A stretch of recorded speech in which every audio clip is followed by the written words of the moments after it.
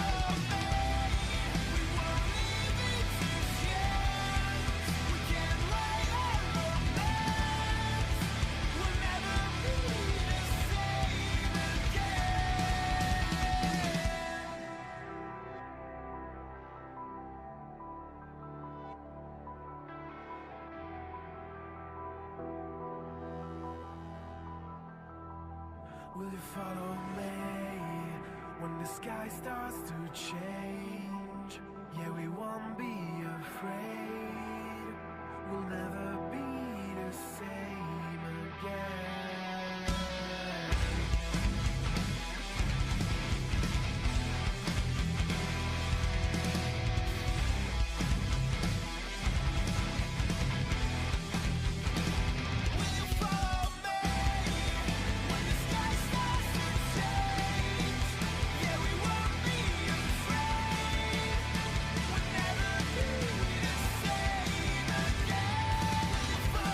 All right, 20 seconds.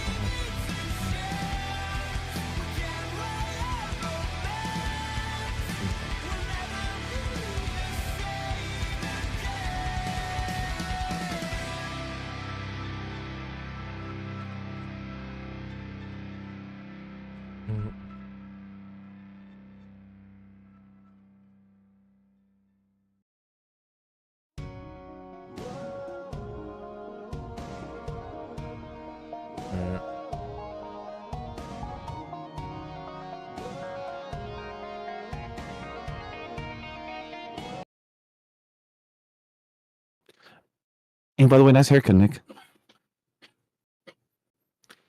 Welcome to the Stampede. My name is Legendary Vash, and I return to give you the rundown of the night. By the way, we apologize for no sidecast of Raw tonight. Life happened. However, we're here in for the third week of the year, 2 weekends away from the Royal Rumble 2025. Who's excited for that?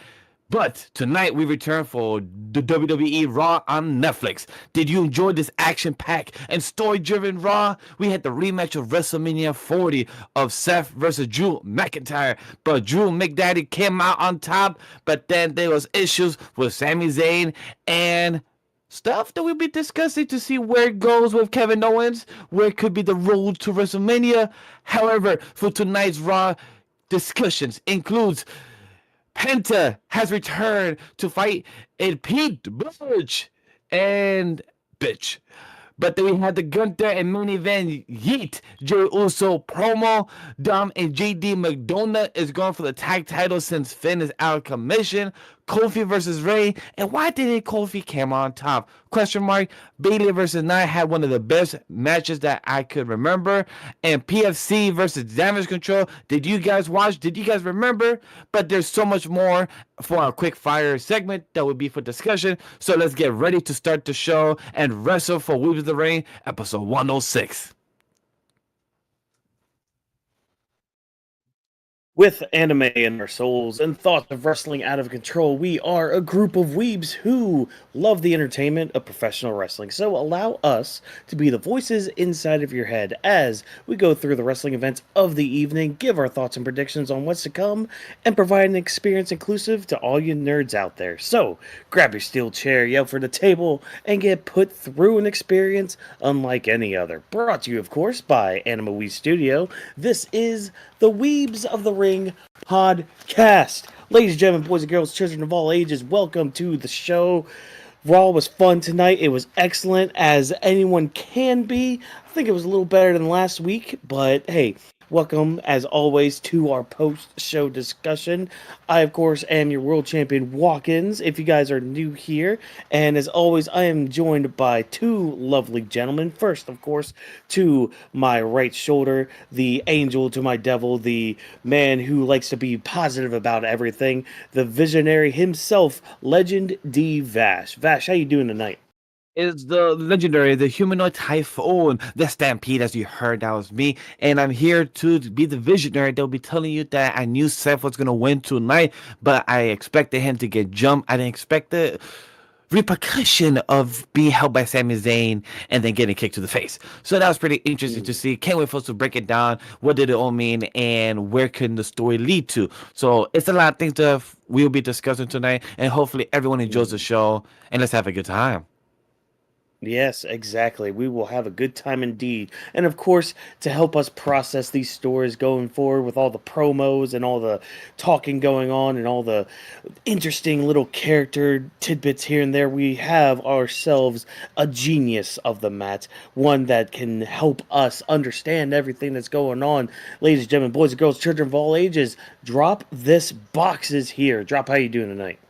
I'm doing pretty good at I do agree with you. Like, I want it to be an ongoing theme with these episodes throughout the week, or each one tops the other. So I definitely do have to agree with that.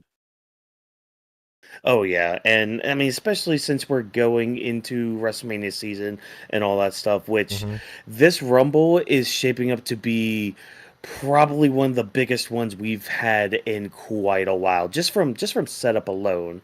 But before we talk about tonight, and before we kind of maybe discuss a little bit about the Rumble itself, I'm just going to let you guys know right now, at the bottom of your screen is a bunch of handles you see, you know, things like Weebs of the Ring, things like Anime Wii Studio, you got Legendary Vash, Drop This Box, Walk-ins MW. That's where you can go and find us on all social media platforms to kind of talk to us. It could be about wrestling, it could be about anime, manga, video games, whatever have you. You want to follow us, you want to talk to us, write down down there right below me as well to talk to us about anything. So let's dive right in to Monday Night Raw. First of all, of course, like I said, I thought it was a really great show, very well paced and all that. And we had an awesome main event to headline the night. We had Seth Rollins taking on Drew McIntyre in a WrestleMania 40 rematch. And I'm just going to come out and say it. I thought this match was a lot better than the WrestleMania match. Now, saying that, obviously, there's a few caveats with that. I mean, one of the biggest ones being Seth was injured at the time, so there wasn't really too much they could do there. But I like this story here, and there was one line Michael Cole said where both these men are desperate to have a big win. And he Mhm. keeps mentioning the beginning of the month with like the Netflix debut and all that, where Jay beat Drew McIntyre and then Seth lost to CM Punk, and the whole crux of that story in itself is Seth feeling like he lost probably one of the biggest matches of his career and all that. So both men are desperate to pull out a win here, and I kind of like how we're still doing this story with Drew, where it's like, okay, he's kind of his own worst enemy right now, and he's trying to do just a little bit too much to get a victory, and it ends up biting him in the ass. But let's start with the match first, as always. So go ahead, talk to me, guys. Vash, let's start with you. What'd you think of the match tonight? So what I think about the match tonight, I do have to agree that this match was better than the WrestleMania 40 because I felt like the WrestleMania 40 was trying to tell a story for the cash in the bank as well right after. So it was like time constrained away. But now that we have Raw on Netflix one, and congrats to also Seth as well to main event two times within the month, and the first one and the third one right now with Raw on Netflix because that's just even though you lost to CM Punk, you're still main eventing Raw on Netflix, so that's also a great Mhm. opportunity. And like you said, you bring up a good point. Both of these players, sorry, both of these superstars, I will call them, as CM Punk said, that they have their own reasoning. They have their own point that they want to give across of why they should go over, why they should win. Drew has a vendetta. Drew hasn't let go about the bloodline. Roman Reigns, he wants to go against him and put that one over. We'll love to see that happen Mhm. sometime soon this year. And then with Seth, it's like you mentioned. So the fight, I would say, I was really entertained, very well. They were getting very physical. I was very impressed to see they did hug a bit of the time that they was coming into the entrance as well. I was a bit sort of like, come on, guys, like we get it, but you guys are just enjoying your sweet fucking time. Like let's speed it Mhm. up. But the match overall, I was really entertained. The Miss Claymore, I felt that pain, Drew. That shit hurt. Like you just missed, it just hit that flat in the back. I felt like it reminded me of that slam he did against CM Punk in the Hell in a Cell on the steel steps. That shit just reminded me of that. Was like, that should look painful. Yeah. Now, and like one thing too with oh wait, no, I now just lost my train of thought. So never mind. We're gonna scratch that idea of whatever I was gonna say. Drop. What did you think of the match tonight? Our good old main event tonight. I thought it was a really good match. I would probably have to agree this match was a lot better than the WrestleMania match.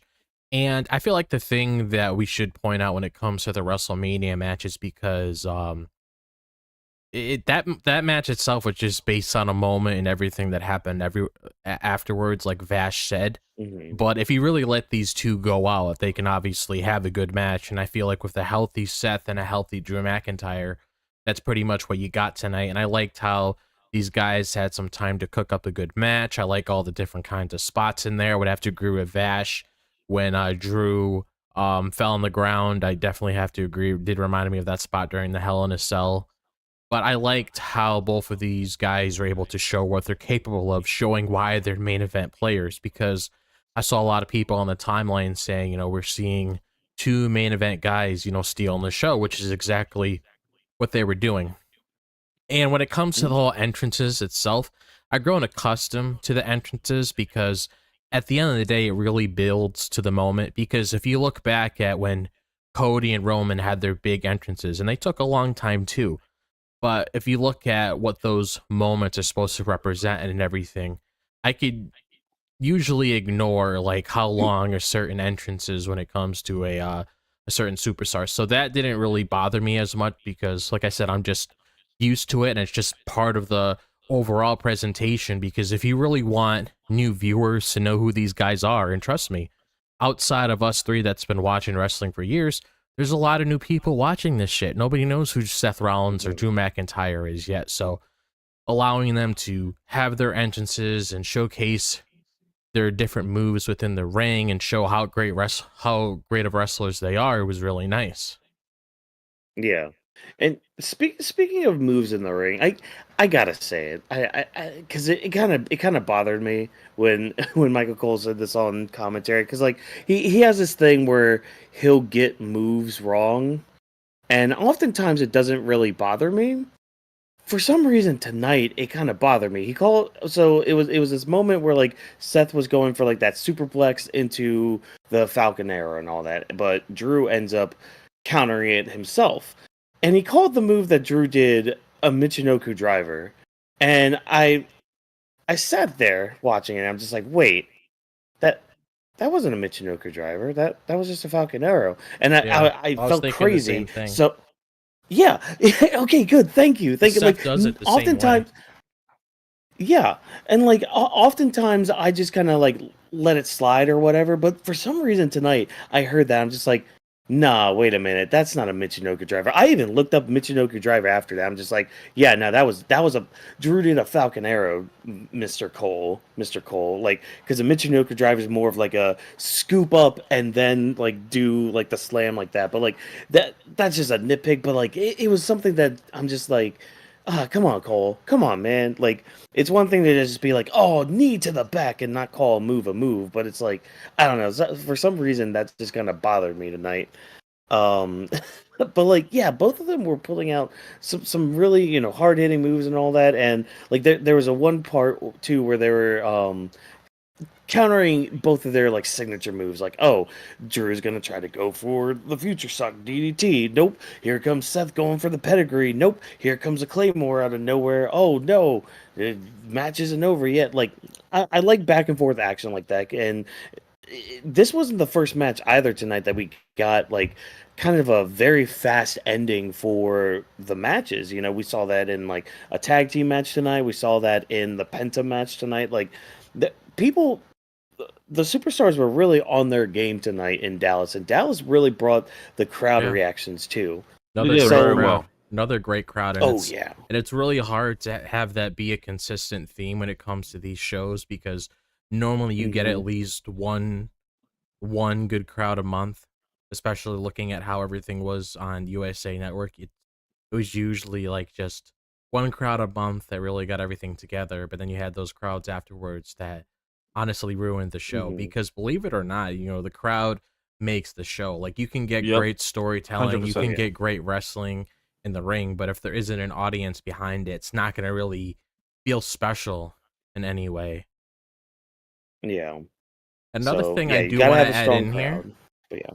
Mhm. another thing I do want to add in here is the matches we talked about where they felt like real main events. This is an ongoing theme throughout the show, and since we are beginning the show, I thought I might as well just throw this in here because Dr. Chris Featherstone, which shout out to him, I have shouted you out on the podcast before.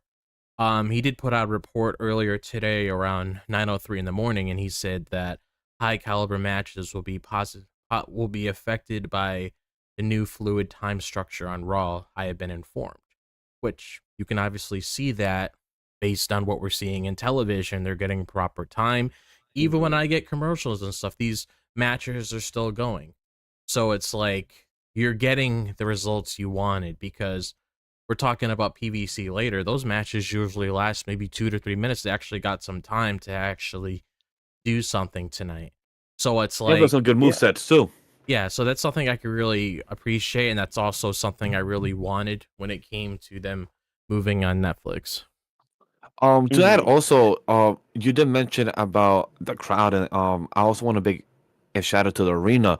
You could tell the difference of arena because if I'm correct, in this tonight Raw, we didn't get any type of drone shot. We Yeah. got crane shots, we got a few things, but I Mhm. don't think we got some No. I drone f- shots for this episode, which I'm not bothered yeah. which I'm not bothered by either. But it shows the difference of the arenas or the space they have, or Mhm. probably Mhm. the states have different things because drones have their own type of regulations. So it's pretty interesting. Mhm. They could tell the small difference in Yeah. production. So I do agree with the crowd. The arena also makes a difference too.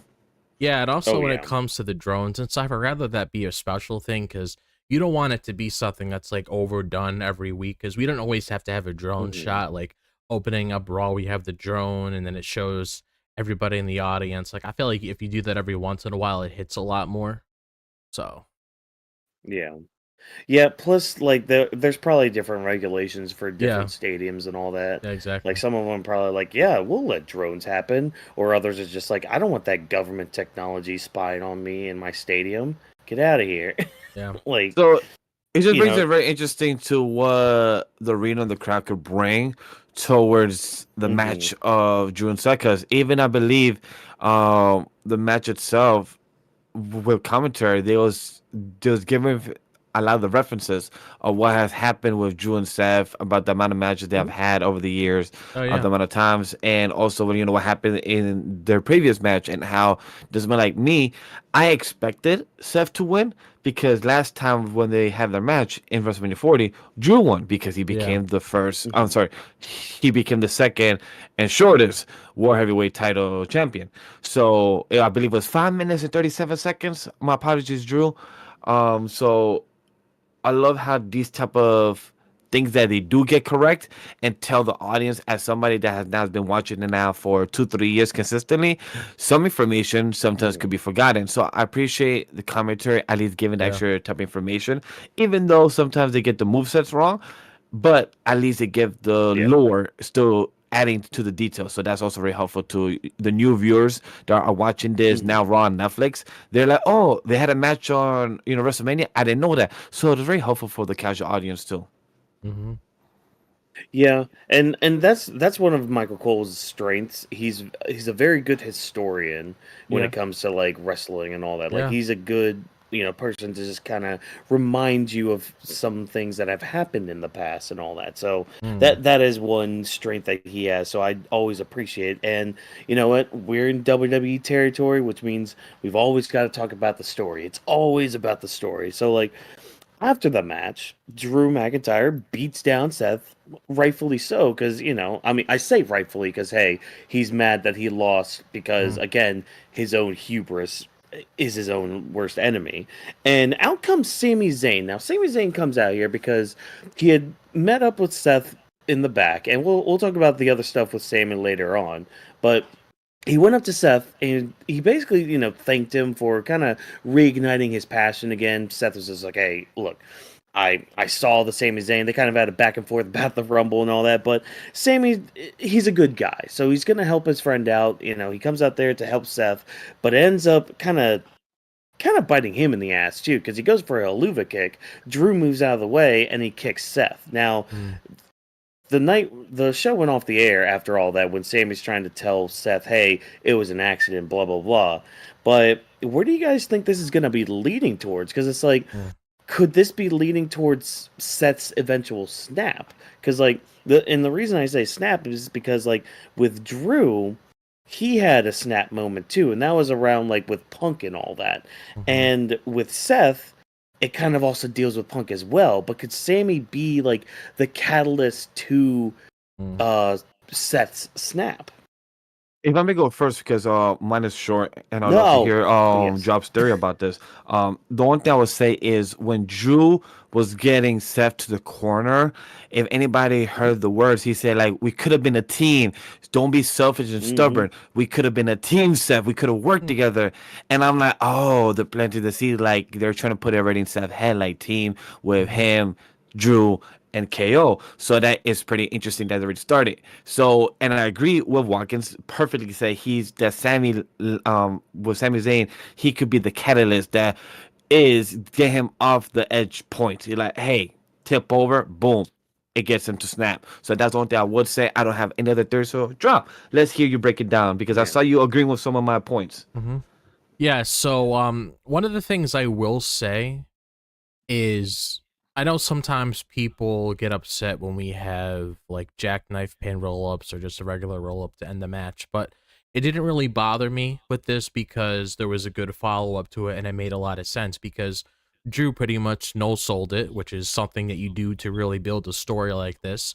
And he went on to attack Seth and everything. Sami came out like we talked about earlier. But the reason why I like this is because, yes, it is setting up a heel turn for Seth Rollins. This has been a thing that's been going on for quite some time. Even the whole build up to the match with Seth and CM Punk. Because you got to look at like where Seth is right now, just like where KO is right now, where Drew is right now. Like it's only a matter of time before he gets on the same page like the two of those guys. Like you could already tell on that episode of SmackDown, Drew and KO are on the same page. They know what they want to do. They looked at each other like they were reading each other's minds. And then you also remember what they said to watch your back. Drew said it. KO said it. So I definitely do feel like this is bleeding into the heel turn for Seth Rollins, which I feel like is a good change for his character because Seth honestly hasn't been a heel for like a good, I would say 3 years now, because the last time he was really a heel is when he had that feud with Cody, when Cody came back. So it's like it's been 3 years, but at the same time, it's not the fact that it's been 3 years since he's been a heel. I just feel like Seth would be a little bit more interesting if he went down a different direction. Not saying that he's not interesting now, but if you look at the whole character arc that he's about to get into, a more serious Seth that really gets down to business, no singing, no dancing, anything along the lines of that, I feel like that would really make some good television. And obviously, I do agree, Sami would be the catalyst to that because I'm biting my lip, but that could also throw another puzzle piece in there when it comes to the whole Sami and KO thing that pretty much has everything come together, where everything comes together. I wouldn't even be surprised at the slightest if this whole revelation even happens at the Royal Rumble, because the Royal Rumble is always about making these big moments. But another thing I do want to bring up, that Vash, I was maybe thinking Vash was going to bring this up, but one thing I do want to bring up is the whole thing with Karrion Kross, because a common thing with Karrion Kross, and this has been a very reoccurring theme, it's been 100% accurate most of the time, whenever Karrion Kross has a certain target, and he doesn't even have to go up to them and say anything. And if you guys saw the tweets he made online, he was obviously acknowledging, what he was doing on the show tonight. I didn't really catch those little interviews or whatever because I had the ads and stuff, but I didn't really need to, because you saw in the background after Seth had that whole segment with Sami, he was watching Seth. So that right there should already tell us that, Seth Rollins is going to go down a different direction, just based off of that. Yeah. And I'm pretty confident in that because the whole Cross thing has been spot on with everybody. AJ, Shinsuke Nakamura, Drew McIntyre at one point as well. Like all these different kinds of characters that Cross has interacted with. Even with Rey Mysterio finally stepping up to his son that one time when he had that whole thing with Rey Mysterio. New Day recently. Yep. So it's like that's another thing that factors into it as well. And I liked how you got the setup with that, because you see him looking at Sami. It's like he knows deep down inside he just wants to rip Sami to shreds, and you could see something like that happen leading up to the Royal Rumble. That's what I'm saying. All the drama and all the tension is definitely going to be happening at the Royal Rumble when it comes to this whole entire thing.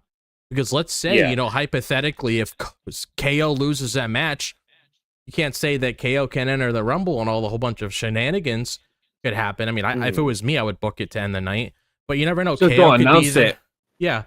The thing is, I don't mind if they announce the top guys, because that's a given. We gotta expect the top guys to get in there. Even with the ladies, like Nia's a big name in the division, Bayley's a big name in the division. Top guys, type girls, that's fine. And they've actually did a pretty good job this year when it comes to the whole structure. Where there, it's like what 6 or 7 people they revealed from the men's side. That's not much compared to what they did, like fucking 15 people with Vince. Oh my But god. yeah, that's my thoughts on that. Like I'm loving this. I'm loving this a lot. The stuff with Cross. So like, so I have a VPN, so I've been watching it like on like a UK server and all that. Oh. So like, Cross did have an interview, out. I don't know if you guys got to check it out or not, but like, so he's basically started off being like, oh yeah, me and Scarlett did this and this, basically saying, oh, I turned on my wife by pushing some guy down the stairs. It was great. It was awesome. It's like, oh, cool on you, Cross, but.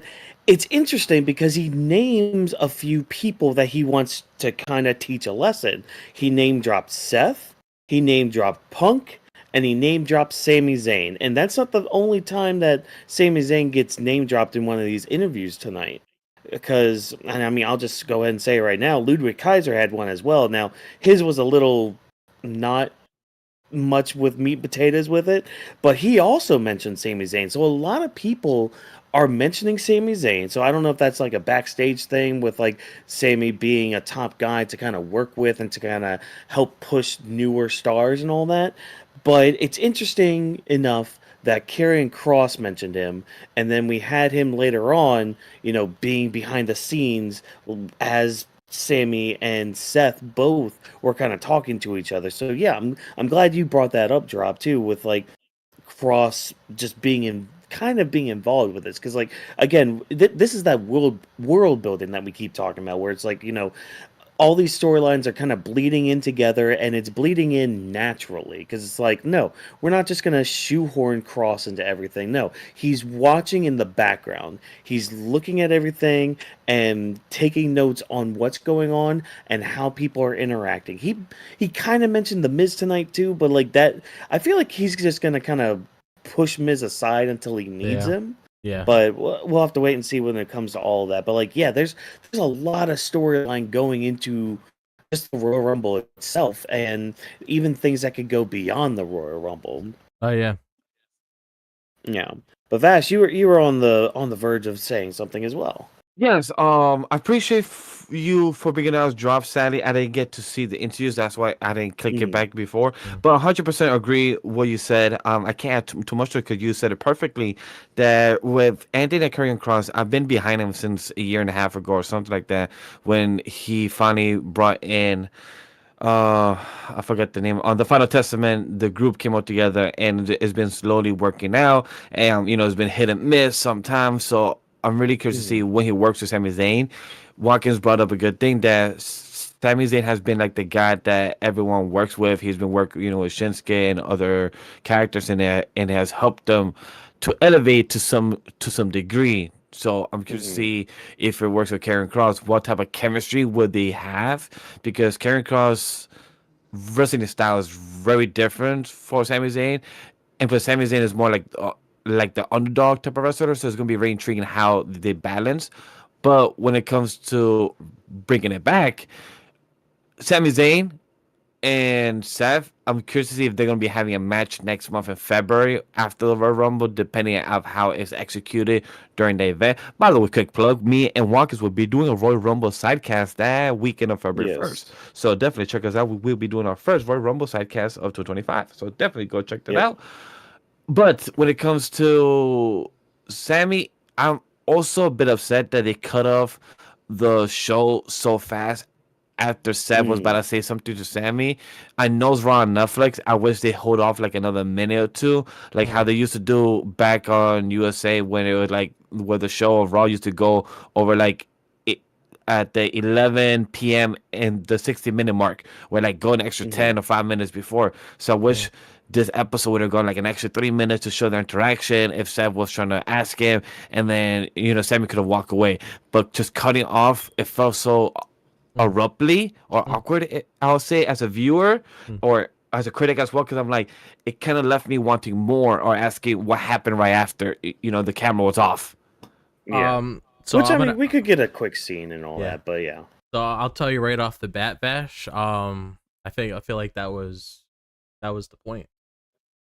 that they Oh, no, of want course, that exactly, they, 100%. they want us to that this is why we're having a podcast right now, because we're wondering, what's going to be happening next.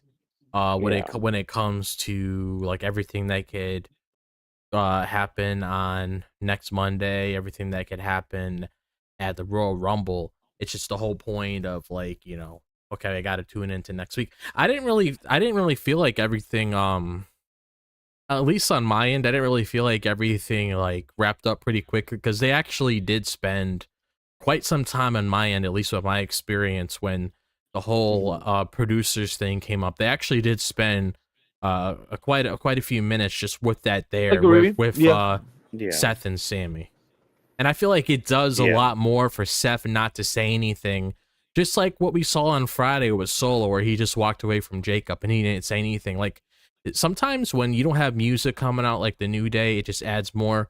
Sometimes when nobody talks, it just adds more, because it just keeps you guessing. Like, what was Solo gonna Yeah. say? What was Seth gonna say? So that's the best Yep. part of like how they the overall structure of these segments.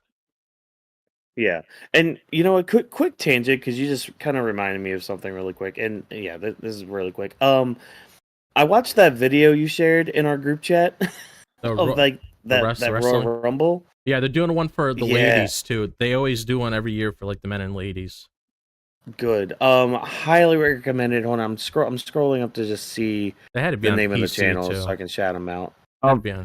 I can copy and paste to that. 'Cause Yeah, I got you. it was really fun. yeah. It was a good. Um, They gave good Yeah. suggestions. I was very happy about that. Murph's YT13. Yeah. Go check out that YouTube channel. They oh my gosh, that was so much fun, because like especially the ending parts where they had like the big names coming in, Mhm. it was really good. And honestly, like if that was the way it turns out, if that's Yeah. the way the Royal Rumble ends, I won't say what they do. I don't want to spoil that for you, fine ladies and gentlemen out there. But Yeah. the way they have that Rumble end Yeah. and the reason they have behind it, Yeah. You chef's know, kiss. what's kind of It'd be funny? glorious. What's kind of funny about Hmm. that is the way that video ended, and obviously I'm not going to spoil it too, but it's like the way it ended, it was almost like a certain someone saw that video, mentioned it in their promo tonight. Yep. Oh man. But we're gonna stick on the topic of Sami Zayn, because he had a pretty busy night. He Oh had a yeah. big night tonight. Oh yeah. Like, so he actually comes out to Hmm. cut a little bit of a promo, and basically, first of all, he said, "Hey, I'm gonna be in the Royal Rumble," and I I love Sami Zayn promos, especially when he's impassioned and into it. Like, he talked about just these different levels of being a superstar, which I'm glad he broke it down this way, because this is very close to kind of how I envision just professional wrestling in general, when it comes to like the indie scene, when it comes to like TNA, AEW, WWE, and even like the different levels in WWE. It's just like, there are different hierarchies, there are different levels that you get into when you're a wrestler. And he sees himself as being on like the same level as people like Roman Reigns, like Cody, like Randy Orton, like, all these other people that are going to be in the Rumble. But he does acknowledge the one thing that keeps him separate from them, and it's that he doesn't have a world title. And Hmm. he says, he doesn't really need the world title to really solidify uh his career. But damn, does he want it? And just like, again, Sammy has this way when he cuts a promo, no matter where he's at in the card, he always has a way to just make you root for him, to always just want to pull for him and push for him to do well. And this promo leads to his best frenemy coming out, Kevin Owens. And we have been waiting for this confrontation for a while. And I like how they don't fully go into it yet. Because Kevin, and I'm not going to say what all he says, but basically his premise out there, the thing that he wants out of there, is to have Sami Zayn basically help him beat Cody. And then he in turn would help Sami Zayn win the Royal Rumble. how are we feeling about this little? Because like this is what they're doing. They are planting the seed for their match at this year's WrestleMania, Oh yeah. Yes. and this was just done really good. Just like again, knowing the history with the two, knowing just like what could possibly happen at the Royal Rumble. Because like, could Sammy help Kevin Owens? Could we actually get it? Or is Triple H just dangling that little carrot in front of us, making us try to bite at it, like give me the carrot, and then just yoinking it away like we're Mm. not starving or anything. We are starving for this kind of main event for WrestleMania. They would cook in a main event for WrestleMania for the title, but like Oh I want to yeah. hear from you guys about this because like again, like a lot of what Kevin Owens said was very poignant, I think. Hey, John, Yeah. go first. Yeah, I really like this segment, like how it was structured, because like I mentioned in the chat, it's another thing that Triple H did tonight that convinced us as the viewers that, oh shit, maybe Sammy actually has a chance to win the Rumble. Because the thing I like about these stories, like I mentioned last Monday, is that each wrestler that's participating in this Royal Rumble, it's actually believable if they could win. Like I'll even mention it just because I'm actually really excited to talk about this. So we got CM Punk wanting that WrestleMania main event, which has been an ongoing thing for years. So this isn't new. Mm-hmm. And then we got Drew McIntyre reclaiming his throne, making sure Roman Reigns doesn't get the WWE championship, making sure he destroys the bloodline. We got Seth Rollins preventing Punk from getting that WrestleMania main event, for getting back his title. And then we have who else is on? I'm missing. Oh yeah, John Cena. We got John Cena. John Cena in there. The chase for 17 for him to main event WrestleMania like one last time. And then We have Jey Uso. we also have Jey Uso. Getting that spot. Actually pushing himself to the next level, even beyond like where he was before when it comes to being a world champion, which was an ongoing theme with his segment with Gunther tonight. So it's like all of these guys that's being thrown in there have a legitimate reason as to why they should win. And if you would ask me, oh hey, drop, who do you think should win? Oh yeah, I forgot. I think I mentioned Roman, right? Reclaiming his crown. Yeah, you did. I Okay. believe so. Yeah. Okay, so yeah, so pretty much it's like each of these guys have a legitimate reason as to why they could win. And then you throw Sammy in there with what he said in this promo and that whole entire moment that he had with Kevin Owens. It puts Sammy in a really interesting situation, which I probably will say I feel like out of them all, and they all have very convincing stories. But the ones that I am definitely paying attention to, I would have to say one of those few people outside of like a Drew McIntyre and a CM Punk, for example. I would probably have to say Sammy's another one I'm paying attention to because, like we talked about earlier, the whole entire thing that went on with Seth, and then we see the whole entire thing that happened with Kevin Owens tonight puts Sammy in a really interesting direction where he's like, okay, what do I do? Do I help KO beat Cody so he could be a champion and me and him could main event WrestleMania? Because of Sammy, it's like, okay, I have that like guarantee that I could actually main event this thing if I win the Royal Rumble. Mhm. So if I win this thing, KO's gonna have my back, so he could help me win the Rumble, and I could be that ticket to get there. Or is it going to be one of those things where Sammy doesn't do it because um he sees what KO's doing because he's known him for so long, and then you got to factor in, okay, how is Seth going to get involved with this because Seth's probably going to be out for blood because I mentioned backstage um that they're going to throw each other over the rope. It's one man for themselves in that thing, so it really makes you think like what's going to happen and that whole entire situation. So I'm Yeah. definitely expecting like next week to be absolutely chaotic. And there's a part of me that would love to see like Sammy and KO like main event for the title, but I just don't know if they're gonna pull the trigger on that, just because Yeah. I know how high, especially if you're looking at like one champion that I'm confident is going into Mania as champion, I would have to say Cody. Gunther, I'm like Yeah. 50-50 because for all we know, that can turn into something else, especially if you're telling a certain story with like other people like Punk or Drew or whatever. Mhm.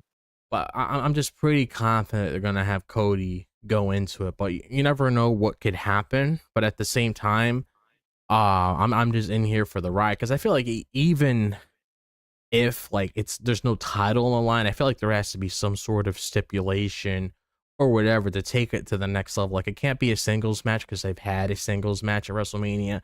It's got to be something Yeah. out of this world. So we don't really know like what could possibly happen out of this, which is the interesting thing about it because I feel like the men's rumble is probably the most unpredictable to me. With the women's, I'm Mhm. only down to at least two choices like Io or Charlotte. EO obviously because I already explained on the show how I feel about Charlotte winning it. Um, but like men's is just super unpredictable. Yeah. And like even the names you mentioned, that's barely a third of who's gonna even be in the Rumble. Like there's people that haven't even been they haven't even declared for it or said anything about it. Like you'll have people like LA Knight in there. I mean, granted, some of these people probably aren't going to win, but like just looking at the field itself, like you could have LA Knight show up. You could have again Jacob Fatu and Solo Sikoa in the match. You could have a here's a I mean I don't know how much of a shot of a out of the dark this is, but you could have I don't know, this brand new TNA champion Joe Hendry show up, say his name and he will appear. We all believe in Joe Hendry, do you? I did The on Sunday. It the was great. roof that roof ceiling. I can't wait for Thursday to talk about Mhm. Teenage Genesis. Oh my god, that conversation for Teenage Genesis breakdown will Yeah, be fun. Bash is Uh Yeah. Bash is watching Twitter clips. no, I actually saw the event things to drop. You No, give me I the know, link. no, That's I why. know. But there's so many things. The crowd, I will say, the crowd said some interesting comments to a certain wrestler. That it was Berserk. pretty interesting. The Exactly. f- the Well, fact the fact you got Texas of all states that's true. to chant that to you, Mm. like that's Um, all I'm gonna say. That's all It's, I'm gonna it's, say. yeah, it's, it's very telling. I mean, I'm gonna just say this, chat. Quick plug. Check out this Thursday. By Wednesday or Thursday morning afternoon, we should have a stream up to see a news show talking about wrestling news. So go check that out. You might yeah, like it. Mm, You might not. You'll find yeah, out. yeah, yeah. But like, yeah, man, I'm this whole thing with like Kevin and Sammy though, like this was just really good because like I feel like Kevin is testing Sammy's loyalty to him, and yeah. it's kind of messed up when you think about it because it's like Manipulation, out right? of out of oh yeah, it's heavy manipulation, but it's like it's really just messed up because it's like okay, with everybody else who kind of teamed with Roman or was helping the bloodline and all that, Kevin just simply just beat them up, and then Mm-hmm. they had a match, all that stuff.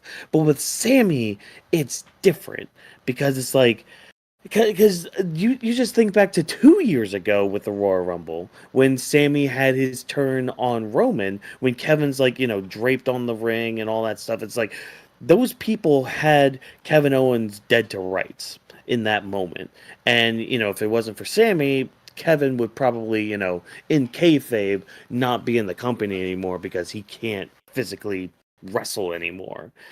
So for Sammy to go back to and help Roman, man, that's got a sting. That's really got a sting on Kevin. And he right now he's doing this thing. He's doing this manipulation tactic Mm. to either, test Sammy's loyalty to see if he will help him or if Sammy actually isn't as great of a guy as Kevin kept saying he was. And either way, Kevin's gonna come out and just destroy Sammy, and it's gonna be heart wrenching because like he's probably gonna do that after the Rumble or Yeah, even during the Rumble if he's able yeah, to. Like, I'm pretty sure. Like, I think it was like 2016 Rumble yeah, when he had that last man standing match with Dean Ambrose. I think he was still in the Rumble that night, if I'm yeah. not mistaken. I know Ambrose was. Yeah, like if it was up to me, I would have the match of Cody and KO earlier.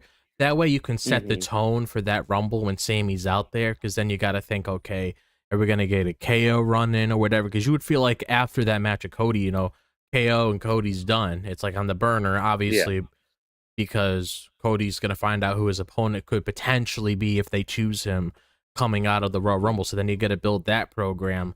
So having the match earlier, I feel like would definitely just add more tension throughout the Rumble. That's one of the things I like about the Rumble, because some people look at the Rumble like, okay, they're just a whole bunch of guys tossing each other over the rope to get a guaranteed WrestleMania event, which it is, but there's also a lot of other things happening within that match. Like I was talking to a Billy today, I was like, this Rumble's stacked. We got a lot of big names like we went over. Like even the lady side, you got like Julia having a stare down with Io Sky, Stephanie Vecker having a stare down of like Bianca Belair or Rhea Ripley, Jordan Grace having all different kinds of like stare downs of all of these people that she's going to have great feuds with in the future.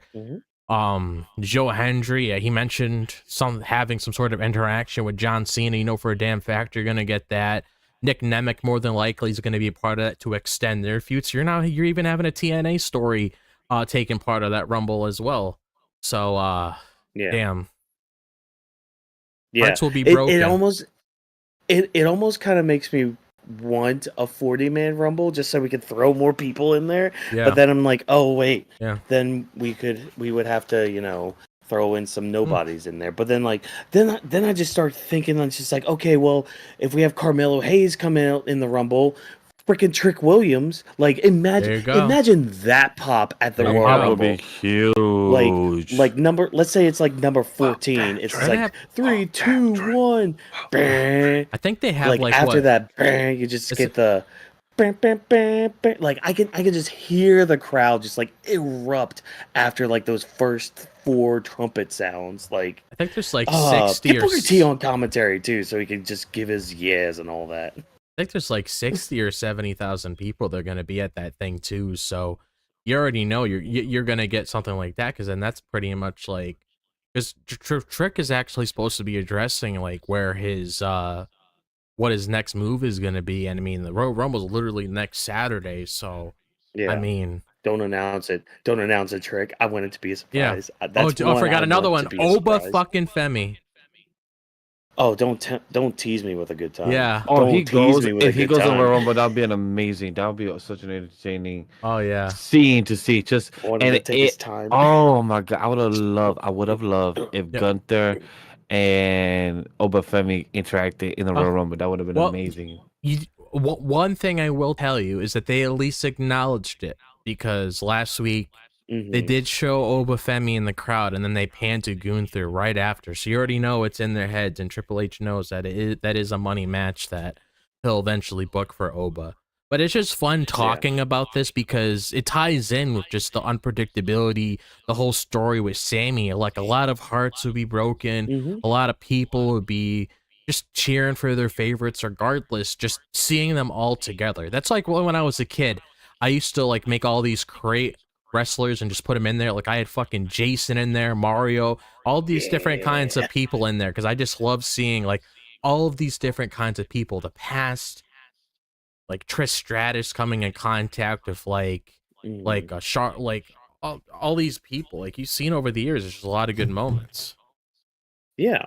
And I mean, that's what makes the Rumble so great and so special, is those moments. And this year's, again, is being built up so well, and just it almost kind of feels bigger than Mania. Like it really does. I'll go on the record and say, like, Royal Rumble, even before this year and before this build, Royal Rumble is always my favorite pay-per-view. Yeah. Like hell, it's become my biggest favorite, that for the past like 10 years I've been doing a Royal Rumble drinking game with it. And oh boy, be sure to drink responsibly, ladies and gentlemen. Cause are we doing that this year for our side cash? I might. Okay. Oh, that sounds fun. We will talk about that. But yeah, maybe. I had to agree. Top of my head, if you ask me my favorite PLE to look forward every year, off topic as well, Royal Rumble. I would say Royal Rumble and SummerSlam are two of my favorites. That could honestly say WrestleMania is up there, but I'll say top 5. Maybe it could be number 3, but right now I'll say top 5. But Royal Rumble and SummerSlam has always been my favorite. Yeah, I feel like Royal Rumble and WrestleMania is tied for me. Royal Rumble just because of the experience, the adrenaline rush, getting super fucking nervous because God, I was talking to Billy today. Is like, Billy, I want to be in an absolute fucking wreck watching EO constantly throughout that fucking match. And God, imagine Triple H does some shit where it's like EO and Charlotte are like the final four. He's gonna give me a fucking panic attack, dude. Oh god. If I see something it's like like that. 2018 all over again. Yeah. So and it's like that's how I felt like with Becky. Wasn't it like Becky and Charlotte at one point? It's like, come on, Becky, I want you to do this. Yeah. And then she eventually did it. I was like, oh my god, thank God. But my favorite pay-per-views, it would probably have to tie. I have a tie with like WrestleMania and Royal Rumble. Like obviously, what I explained the Royal Rumble experience with WrestleMania, I just love seeing those once in a lifetime matches. Especially when you saw like Stone Cold and The Rock all those years ago, and Shawn Michaels and The Undertaker, and what we saw with Cody and Roman Reigns. It's just like seeing these people that they saved for a certain reason at WrestleMania and finally seeing them come together. You're like, you got Charlotte Flair, 14-time champion. She's future Hall of Famer. She's established. She's bulletproof. And then she has the rookie, somebody like Tiffany Stratton. Tiffany Stratton, Billy explained it perfectly. You know, that's somebody that probably inspired Tiffany Stratton to become a wrestler. So imagine being in the ring with your role model, somebody that you looked up to, and they brought you to be where you are today. Like that would honestly like make me feel really emotional if I was. Imagine either of us being in the ring with like a John Cena, Randy Orton. Imagine you sharing a ring with AJ Styles, Watkins, if you were a wrestler. Just imagine that experience itself. You and I wouldn't be able to do anything. You and AJ for that belt around your shoulder. No, I'm not putting. No. I don't want him to take it. No, it's my belt. No, no, I get that, but like that's the crazy part too, because like just even in during WrestleMania weekend, like we're possibly going to be getting Roxanne versus Bayley, whether that's at Mania or Stand and Deliver. Either way, that's going to be during the weekend. I think like that's one too, because like I mean I'm sure you guys have seen like the picture from like 10 years ago. That she had with Bayley. Like there's some history with that. As somebody who is, just got back into wrestling 3 years ago, I missed the four horsewomen and what they did, and from what it seems like it's passing the torch. From what I know about Mercedes Moné when she was here, she passed the torch to Bianca Belair, and Bayley is passing the torch to Roxanne. We're hoping, from what you guys have spoken about, that Charlotte is passing the torch to Tiffany. Who was the other fourth one? I'm drawing blank. Becky. Well, see, so that's kind of the thing. So Becky passed it to Lyra, or like is that what I feel like did, right? So is that what I'm seeing the vision? Bayley doing Roxanne now, and then hopefully we see Charlotte with Tiffany in the next couple months. If that is the case, I feel like that's very symbolic and very beautiful to see. That hopefully it does come full circle. Hopefully Triple H sees what the people online are talking about. We see the metaphors, we see the symbolic. So hopefully he does bring that full circle in the future. Yeah. Honestly, like I would, as much as I like Tiffany and all that, I would probably say Charlotte passed the torch to Rhea in that aspect. Yeah. Just if we're talking about presentation, because like Charlotte was a force, and I mean she still kind of is. But like she was always kind of booked as like a force to be reckoned with and all that, and that's kind of what Rhea is. Yeah, like she is like hell. Even Michael Cole tonight later on says like, oh, the immovable force meets the what is it? Immovable object. Yeah. However that phrase goes. Late, whatever. I feel like Rhea was that one, but if Rhea was the one, I hope it was more referenced or more shown when they had the WrestleMania 39 match, because I do agree, because Charlotte is a big fan of Rhea, and she supported her even at the match in WrestleMania 40 when we saw the background. Sorry, not the back of the backstage stuff. Yeah. So it does show. But if that was the case, I don't mind Rhea being as an option. I just said more about Tiffany because of how they're both relating to each other, the princess, the queen. So that, but Rhea is another great option. So I will be okay with either or. Yeah, I do know that she is Yeah. very supportive with Tiffany because she was congratulating her when she won her title. They Mhm. took a whole bunch of pictures of each other backstage when Charlotte was still around and everything. So, and she's also talked about her in interviews too. So she's definitely had her eye on certain people for a while, like Bayley. Like Bayley's Yeah. been really pushing for Roxanne. Obviously, when Lyra came to the main roster, I mean, who's the first person you saw around her? Becky Lynch. And then Yep. Mercedes and Bianca, they had a whole story in itself for that. You even saw Mercedes smiling after that match when she put over Bianca and everything. This is almost reminding me of like when you're like reading a battle shonen and you get to the last arc and you get like the main character versus the main villain. That's what kind of reminds me of WrestleMania too. It's kind of like Kind of. Naruto and yeah, because you think about it, it's like you don't see these guys interact at all throughout the story until the very end, and it builds up. That's what I mean by that. It's like, okay, Yeah. Deku, he had a few clashes here or there for Shigaraki, but everything doesn't come together until the end. And then you see everything come together towards the end with Yuji and Sakura and everything like that. You get that big moment where it's just them. No friends, no mentors, no anything. They just share that special moment. That's what it that's another thing that reminds me of, because it's like you experience the journey of all these characters and then you see them at this level, and it's just a different feeling in itself. Yeah. So yeah, I love the build that we're doing. I know this whole Sammy KO talk has kind of turned into Royal Rumble talk, but that's all good because hey, here's the thing, everybody, it all just ties and blends well together because like this is how you do your wrestling world building. Again, you have things bleed over a little bit and Mm. you do it in a way that feels natural. Like again, nothing feels forced. Hell, when KO came out, I actually popped. Like I scared Sydney a little bit. I was just like, no fucking way. Like Kevin Owens is here. Oh, Yeah, we're doing this now. wasn't We're expected. playing seed now. Yeah, wasn't expected. But at the It same wasn't. And wrestling is at its best when it's unpredictable, It is, and that's what the Royal Rumble brings. and it's Yeah. a good unpredictability where it's like when Chaos said that we, oh no, sorry, when Sammy said like, hey, we main evented WrestleMania for the tag titles. A lot of people can't say that, Mhm. but then when Chaos said, now we can WrestleMania for this title and we could be on top of the world, like you could go for me for the title and main event it. I would love to see that, but I don't think we're gonna get that this year. I feel like that's more next year. But like you said, it's unpredictable, so we might not be Yeah. able to get it right now. But who knows where the story goes? Depends on the build up. And we love Kale. We're a big fan of Kale. We're a big fan of Sammy. So I'm sure they could hold a main event at WrestleMania if push comes to shove and it actually happens for this. So and for KO to finally get his opportunity, I love how Sammy is a good actor when it comes to body language because KO also spoke about like, hey, I know and I trust you enough, brother, that you will back me up to defeat Cody for the title. And I know that you know that I can't even call you my best friend. I'll call you my brother.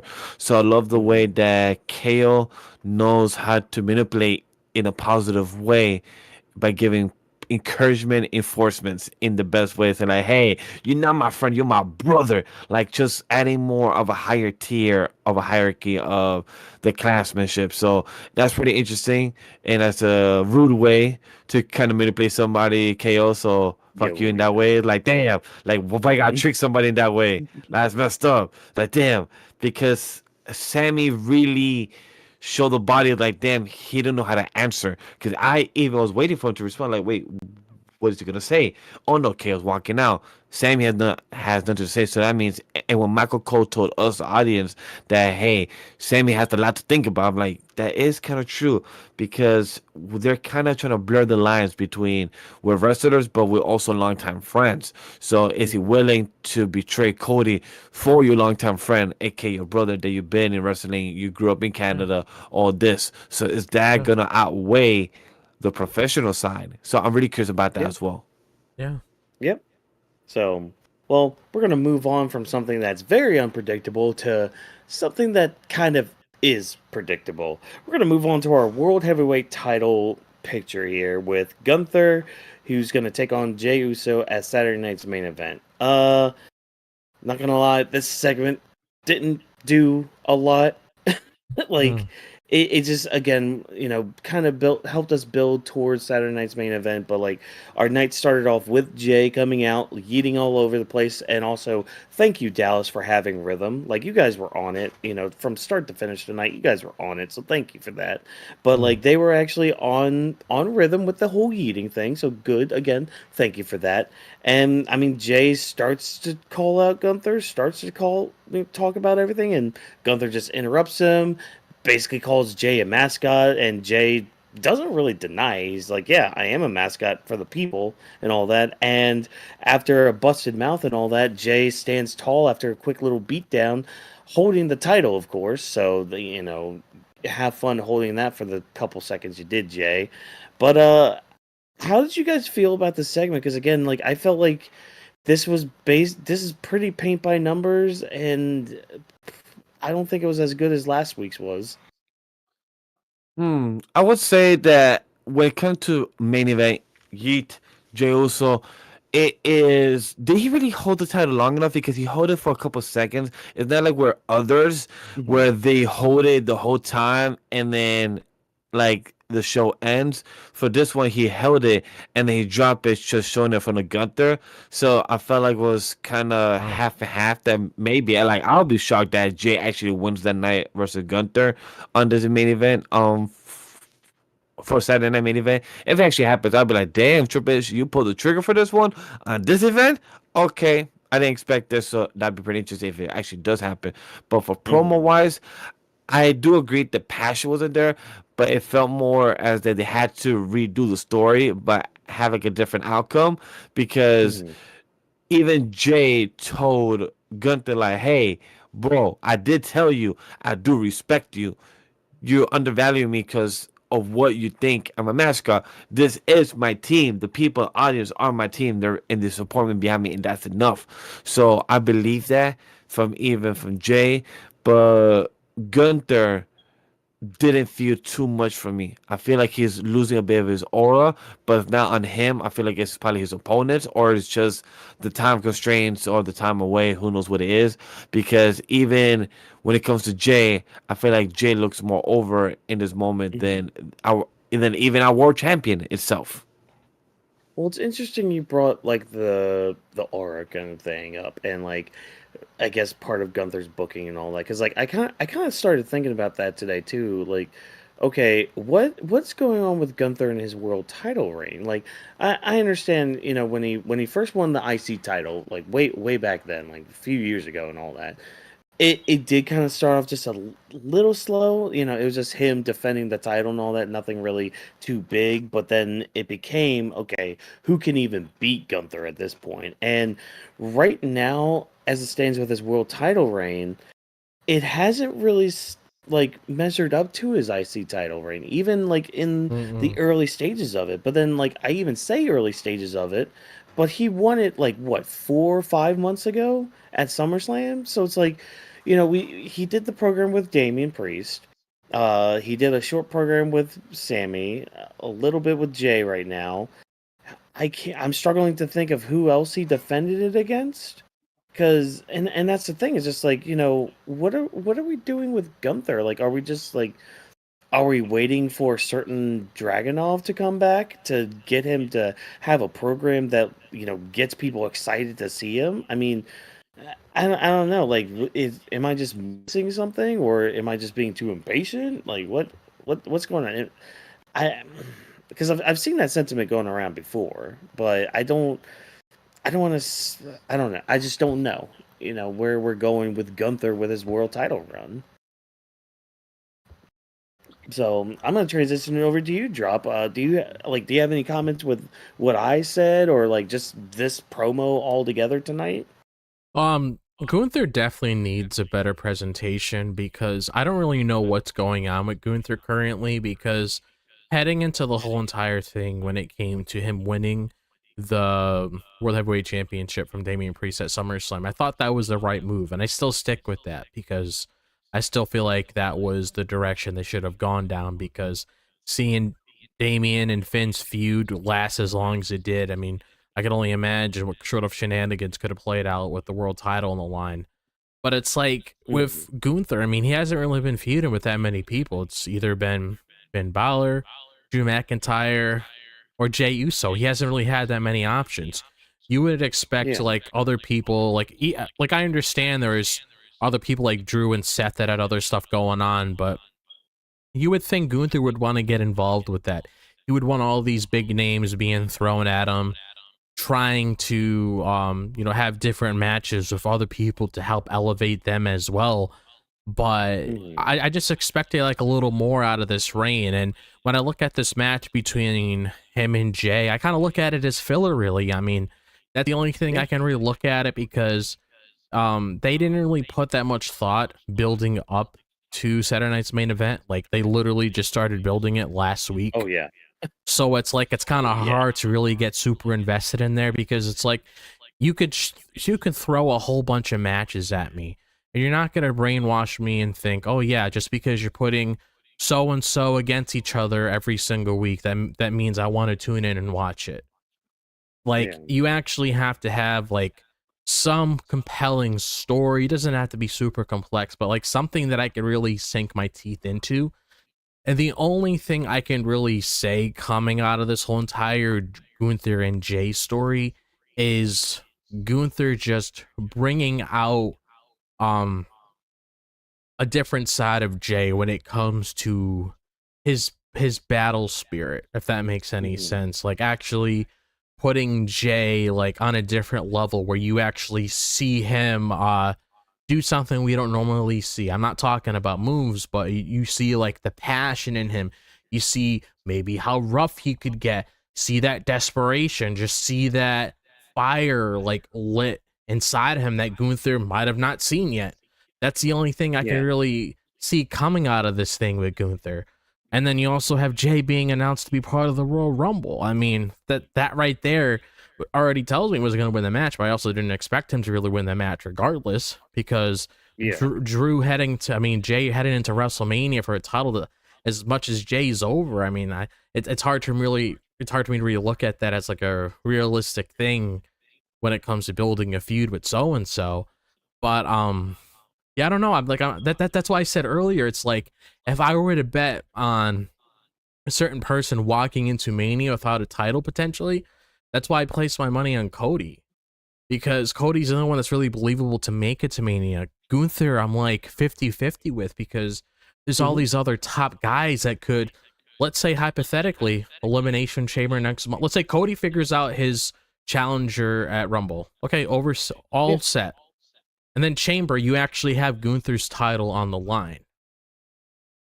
And then Gunther possibly loses it there. And maybe he does have a match with someone else at WrestleMania. And then whatever big feud outside of whoever Cody is feuding with at the time wins that belt and they enter Mania for that title. I mean, that's something I could potentially see, unless they really start kicking things into gear with Gunther, because I don't want to see Gunther like this. I know Gunther Yeah. isn't like this. And especially, Mm. I mean, we got the tease like a couple weeks ago about Logan Paul targeting Gunther. Like, I won't mind that match. Just don't let it be WrestleMania, because like No. WrestleMania is like I would get it, because it's like, oh, the headlines would see Logan Paul going for a world title, like that's cool and all, Mm. but like WrestleMania it feels like a different echelon for talent and all that. And I would rather not have Logan Paul being part of like a world title picture at Yeah. WrestleMania. And No. I know that's more of a personal preference than anything. But hey, we're here for some personal preferences as well as, observing and analyzing some things as well. But yeah, again, like I wish they had a little bit more, and I kind of agree with you. Just like this January Saturday night's main event kind of feels like a filler episode. Like it just feels like oh, well, we signed up for January, well, let's go ahead and do it. Whereas like at least with That's what December, it it feels felt like. more built up. Yeah, exactly. It literally feels like, oh, hey everybody, we have a random BS festival we have to go to, away from the war arc and all that. We're gonna go and play soccer for a bit for an episode. It's like, why are we playing soccer for an episode? Why are we doing this? why are we doing this Bleach anime? Like, why? You're in the middle of a war, but that's taking me back to some scary dark times when it comes to filler animes and all that. Uh, yeah, I mean Gunther's gonna win, and on Saturday night, I don't see him not winning, and all that. I just want him in something like at least the stuff with him and Damien was intriguing enough to be like, okay, you know what? I see this because we're adding a little bit more character with Gunther. We're like making him kind of doubt himself a little bit. Hmm. And then that just got dropped for Gunther just basically going back to square one of his character. Be So the it's like, all right, general. cool, neat. Like, I don't know, man. I just want more and all that. So, Hmm. but hey, that's our world title picture. We'll see what happens on Saturday. May I say something real quick, just to give a quick statistics?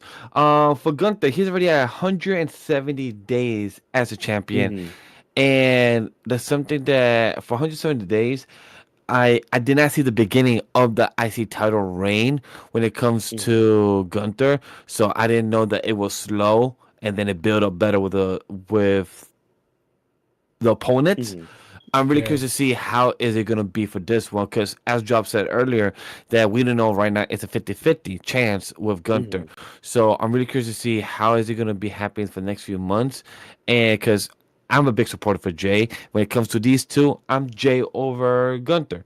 But Yeah, as much as I love Jay to win this, I don't think it'll be the right time to pull the trigger on a Saturday Night Main Event where me and Walkers met for the first time. We've known each other for a couple of years now, and we went to Saturday Main Event. We went just to meet and have a good time. But for this yeah, event, if this was near me, I would have not gone. Even if a walking time we were going, I'm like, damn, can we meet outside the event or some shit? yeah. Not just in this event. Because it felt like Walker's brought up, I feel like they're stacking up stuff at the last minute just because they forgot they got booked for something and they didn't plan ahead. And because why are you gonna have Braun Strowman versus our boy Jacob Fatu, which is great Oh to wait, hold see. on. I'm okay Yeah, to see that. I was I'm gonna okay to say see that. if there's one match I want to see at Saturday Night's main event, it's that one. That's the Yeah. one I need to see. Like That that's the one that's gonna like get me to see the show. that might honestly be the only thing I'm interested in. Like outside Me of the too. code, I mean, outside of the only thing is really that, and then the Cody and KO. Yo, Hmm. when it came to me watching the Raw on Netflix, which is pretty cool. Cool thing for the audience. If you guys are 5 or 10 minutes behind, you guys do not see any commercials. It just skips back to the regular scene. So that's something Oh, that if that's cool. anybody was watching, I didn't know that because I just was 5 10 minutes behind. And when Michael Cole, I think it was right before the Seth and Drew match, where Michael Cole is giving the rundown of the matches we're getting for the Saturday, I'm like, hold up, I really want to pay attention because I don't even know what matches we're getting. And then when it just sounded like a few of regular hype matches and then like two or one actual match of the belt, it's like, damn, they really just went with some type of filler matches. Like, hey, let's put this in, let's Hmm. put this in, let's put this in, and let's make them great. That's what matters. And it is true. As long as the execution works, I feel like that's a good PLE. And that's what matters. Yeah. Yeah, exactly. So, yep, it should be a good time at least on Saturday, but we'll be here to talk about it probably, maybe, who knows? I don't know. Maybe. Mm-hmm. I think so. But yeah, so, with that being said, I'm actually going to go ahead and pass it over to my co-host now cuz I have work in the morning. Everybody, and it's late here on the East Coast, but thank you for coming out here and joining us as always. But I'm gonna head on out, and my lovely co-host will continue entertaining you guys as they go through the mid-card stories of the evening and kind of talk about some of these stories that are building up and all that, especially one with JBL coming in for some reason on commentary. That was cool. That was neat. Um, yeah, Also I pointless. will catch all of y'all later. All right. All right. Now I'll move over to the duo. And we're here, chat. We're getting to our mid-card stories for the first one. While Drive does the transition there, I'm gonna get us to transition to the next Oh, I did. topic. Kofi Kingston versus Rey Mysterio. JBL confirms the New Day and gives them a backhanded compliment on the cutting on their dead weight in Big E. And hey, he's gonna be on commentary. Did anybody enjoy that? Because I didn't. I didn't care for it. Job. What did you think about the backstage confrontation first and the $2 tip that he got? Well, first things first, I'm not able to do your green screen right now, so I'll have to set that up for dual to only set up for trio.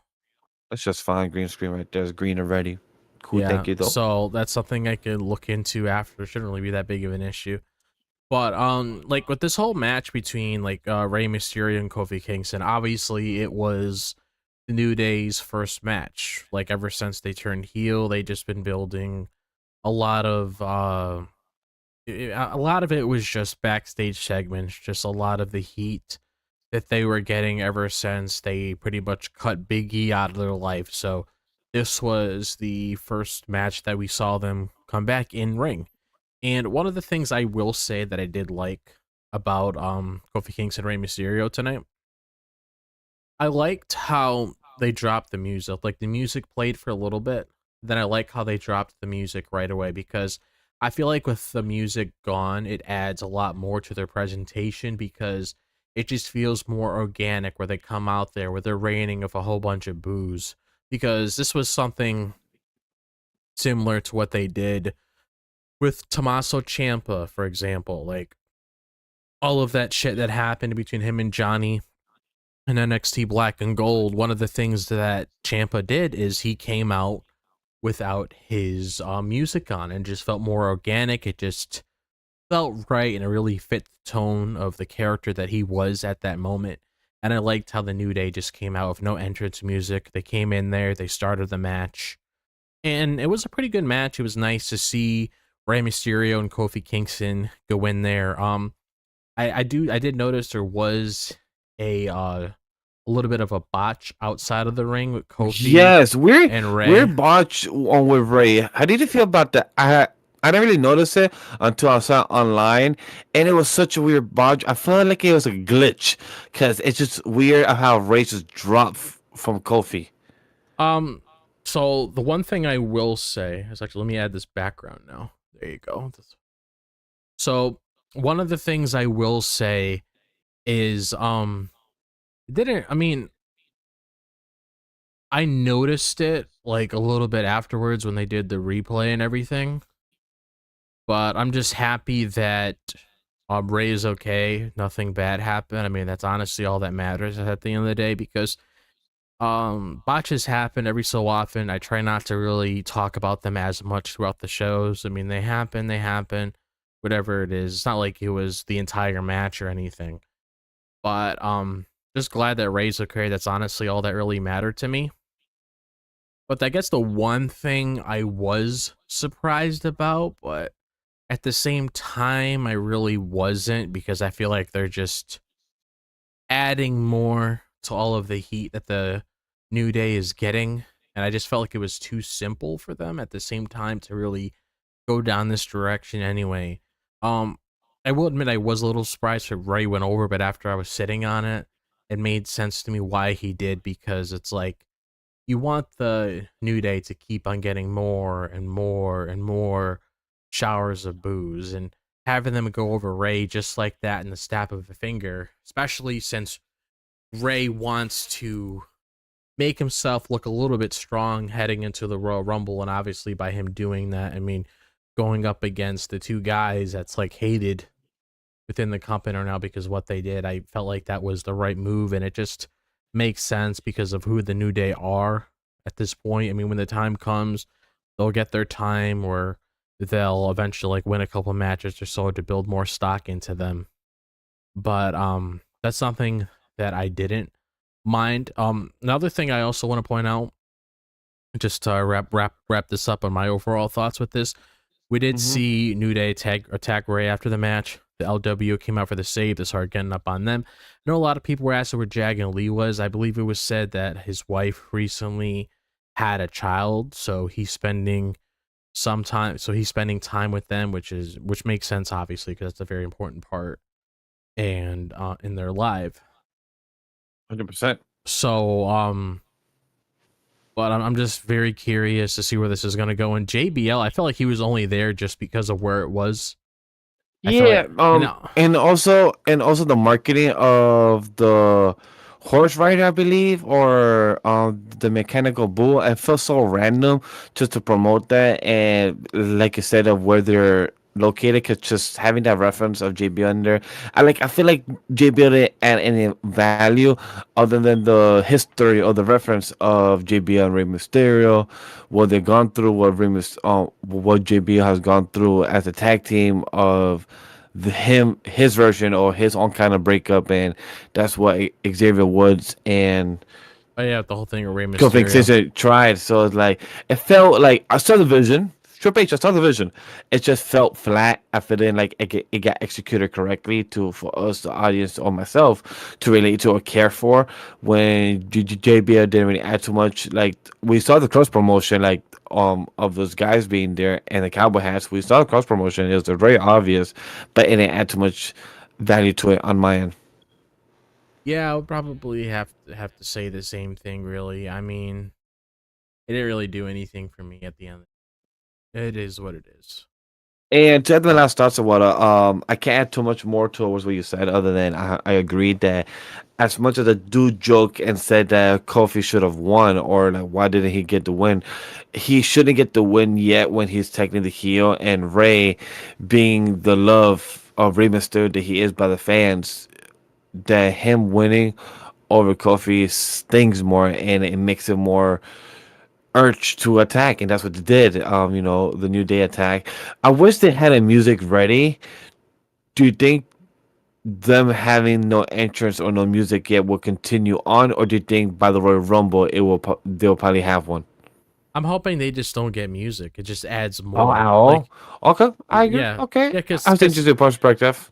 because the thing is, why does everything need to have music to really stand out? Like them walking around with a whole bunch of people booing them, because the New Day was because everybody loves Big E. A lot of people have been waiting for Big E to return to the ring for years. So seeing a moment like that happen on television that got the crowd to turn on them, I just feel like it's just a lot more organic where you just hear how the audience feels about them when they walk out. It just feels more natural. It just fits what they're trying to portray right now when it comes to the sort of actions that they're making, how they're approaching certain people, all of that kind of stuff. And it's not something that's like new. They've been doing that with a lot of people over the years. It just adds a lot more to their character because I just feel like adding music and stuff like that, I kind of feel like it takes away with it when it comes to things like this because not everything needs music. Like that's why I'm hoping they stick with this route because I just feel like it just means a lot more. Like especially heading into Royal Rumble because more than likely Kofi and Kingston's gonna be in it. I mean, Kofi and Xavier's gonna be in it. So it's like them coming out with no music. You're seeing like 60,000 or so people booing them. I mean, I feel like that would just make a great moment. You could see the Twitter account, the YouTube account posting those videos, fans posting clips online when they walk out in the Rumble of just super loud ass boos. I just feel like it just adds a lot more just like that. I agree. I see the vision of where you're coming from. I see the impactfulness of the no music and what they could do with it. Also having a mic as well, cutting a promo, even walking down the walking down the runway. That's also an idea as well for them. So I see the possibilities. Hmm. So I'm good for us to move on to the next one. How about you, Drop? I am ready to dive into this. All right, let's go. How about you bring us in for the Bayley versus Nia? So Bayley and Nia Jax had a match tonight, and the reason why this was set up is because we saw earlier in the night when the show was starting that Rhea Ripley was arriving to Raw. Obviously, she is the women's world champion, so obviously she's going to be one of the first people you see entering the show because it is her show. So as she's walking down, Nia attacks her. They get into a whole bunch of shit at that segment, and then we see Bayley on the show cutting a promo, pretty much showing that she's going to be having with Nia. She's going to be having a match with Nia later that night, and we find out because it was teased last week that Bayley is officially a part of Raw, which is great because one of the things I really want from Raw is I want there to be a lot more people when it comes to those potential challengers or whoever's the women's champion. Like you have Rhea Ripley as the champion right now. So you got to have like a good amount of people that could potentially challenge her for her title. Like I'm just naming main eventers like straight off the bat right now that are on Raw. Now you got Rhea Ripley, you got Bayley, Becky Lynch, you got Io Sky, Asuka whenever she comes back. You have potentially Jordan Grace if she goes to Raw once she's officially with the company. The transfer window is still in effect, so you never know what could play out with that.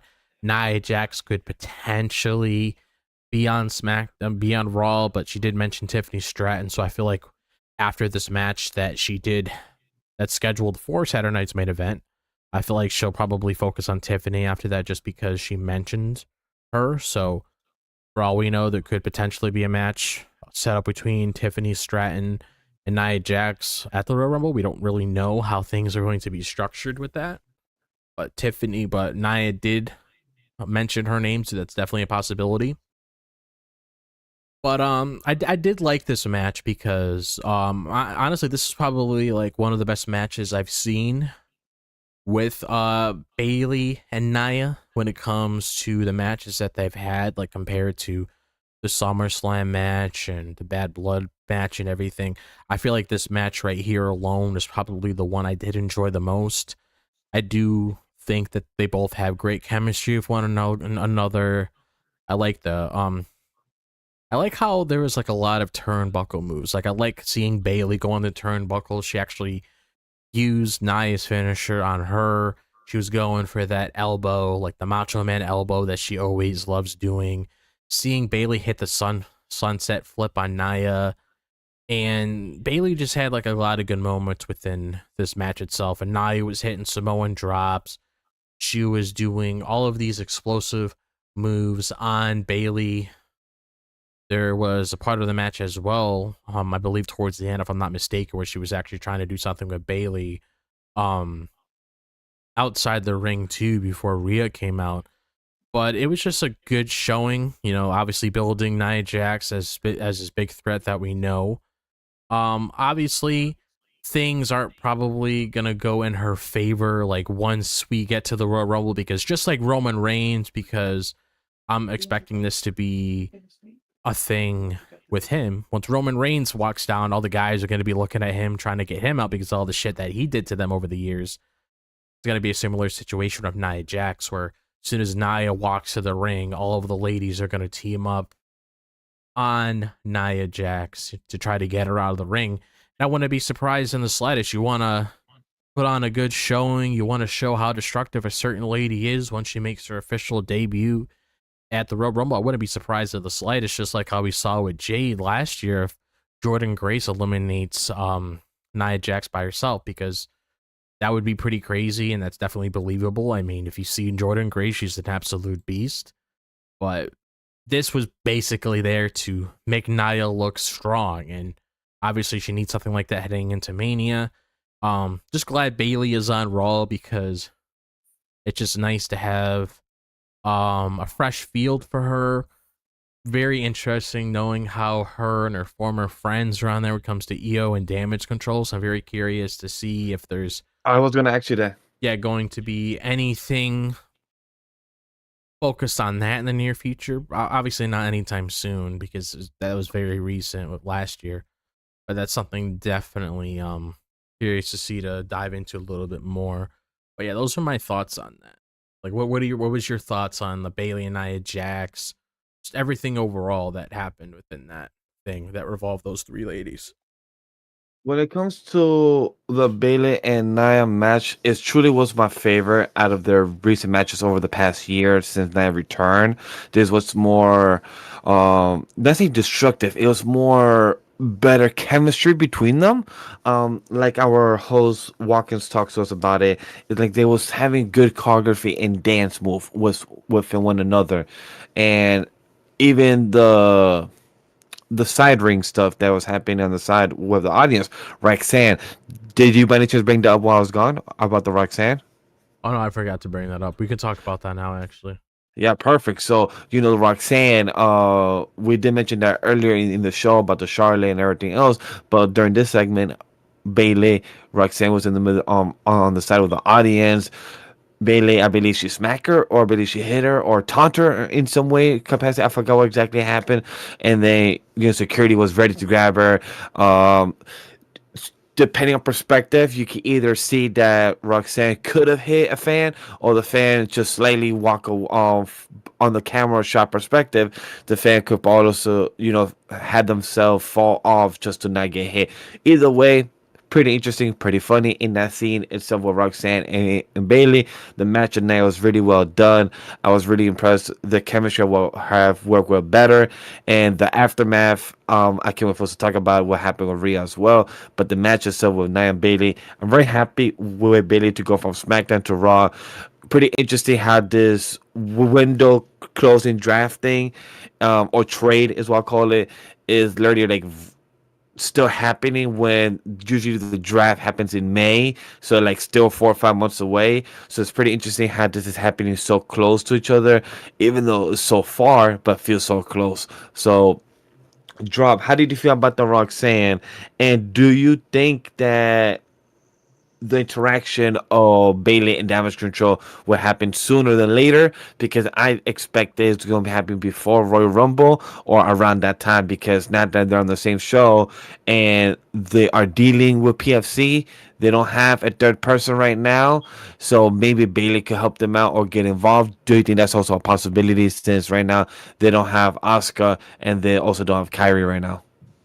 I feel like as of this moment, we should probably like wait on it a little bit because I don't really want to see Bailey just jumping in there just because something goes on between EO and Dakota. Like you have to build it up naturally so it makes sense. So Bailey just running there out of the blue with no explanation, just backing EO and Kyrie up. I don't know if I really want to see that right away.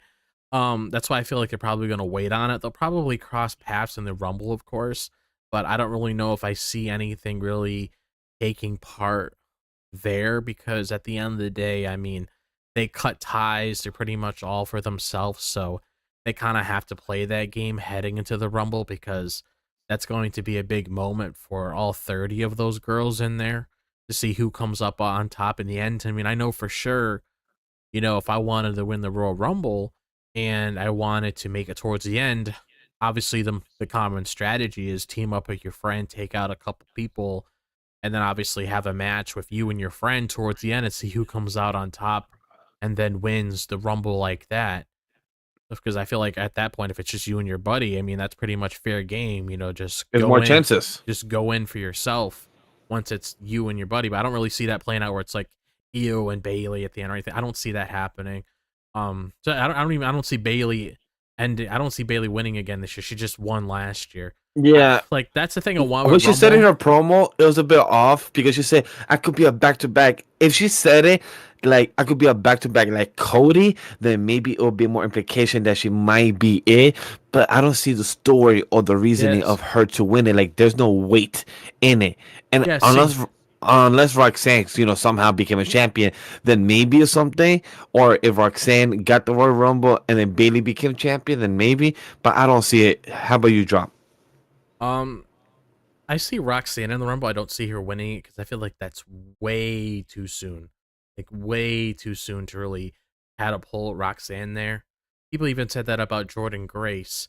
I feel like she'll definitely win the Rumble, but I don't feel like her winning the Rumble when she signs with the company right off the bat is the right move. I understand people want to see her and Rhea, but I feel like they want to give her a story leading into that because obviously people are going to have all year to know who Jordan Grace is and the kind of Yep. matches that she puts on. So moving on to next year, maybe she's a candidate that's believable heading into this thing. And one of the things I will say when it comes to the women's rumble is there really isn't much story going into it when it comes to people that you and Watkins can really say like, oh, maybe this person has a chance.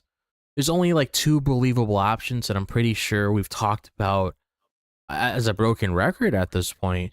where a lot of us believe that the two ladies that are going to get title matches at Mania is Io and Charlotte. So the way that we really see it go down, and obviously things are done by design, Triple H didn't just have Io and Rhea hold the title just because Rhea was having a feud with Liv Morgan at the time. That's obviously going to be part of the footage when it comes to their hype package building up to their WrestleMania match. They wouldn't have them both hold titles if they weren't going to do that. That's just a thing Triple H plans ahead in advance when he starts building a story throughout the months. But it's either one of those things where it's like, we'll talk a little bit more about Io earlier, but it's just one of those things where it's either Io winning the Rumble.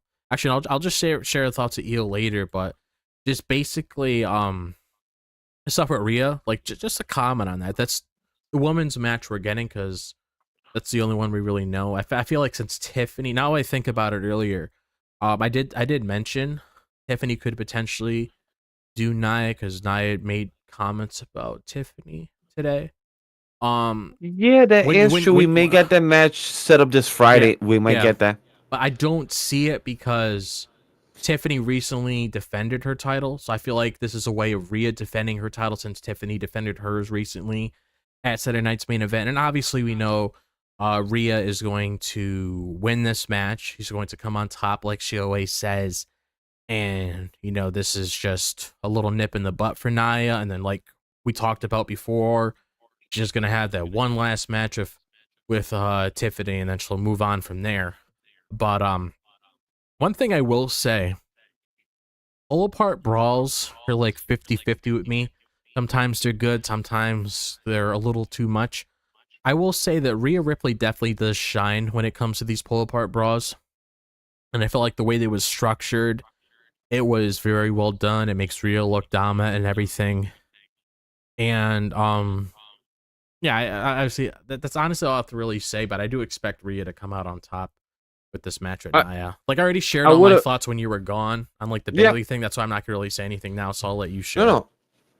I'm perfectly good for us to about to move on and transition to the next segment. I do want to add to the thoughts about the Rhea since we all ran to give the last thoughts about that. Rhea did grave a good brawl. She knows how to scream. She knows how to wail when it comes to the emotion, to the aggression, to the pull fight brawl. It was very aggressive.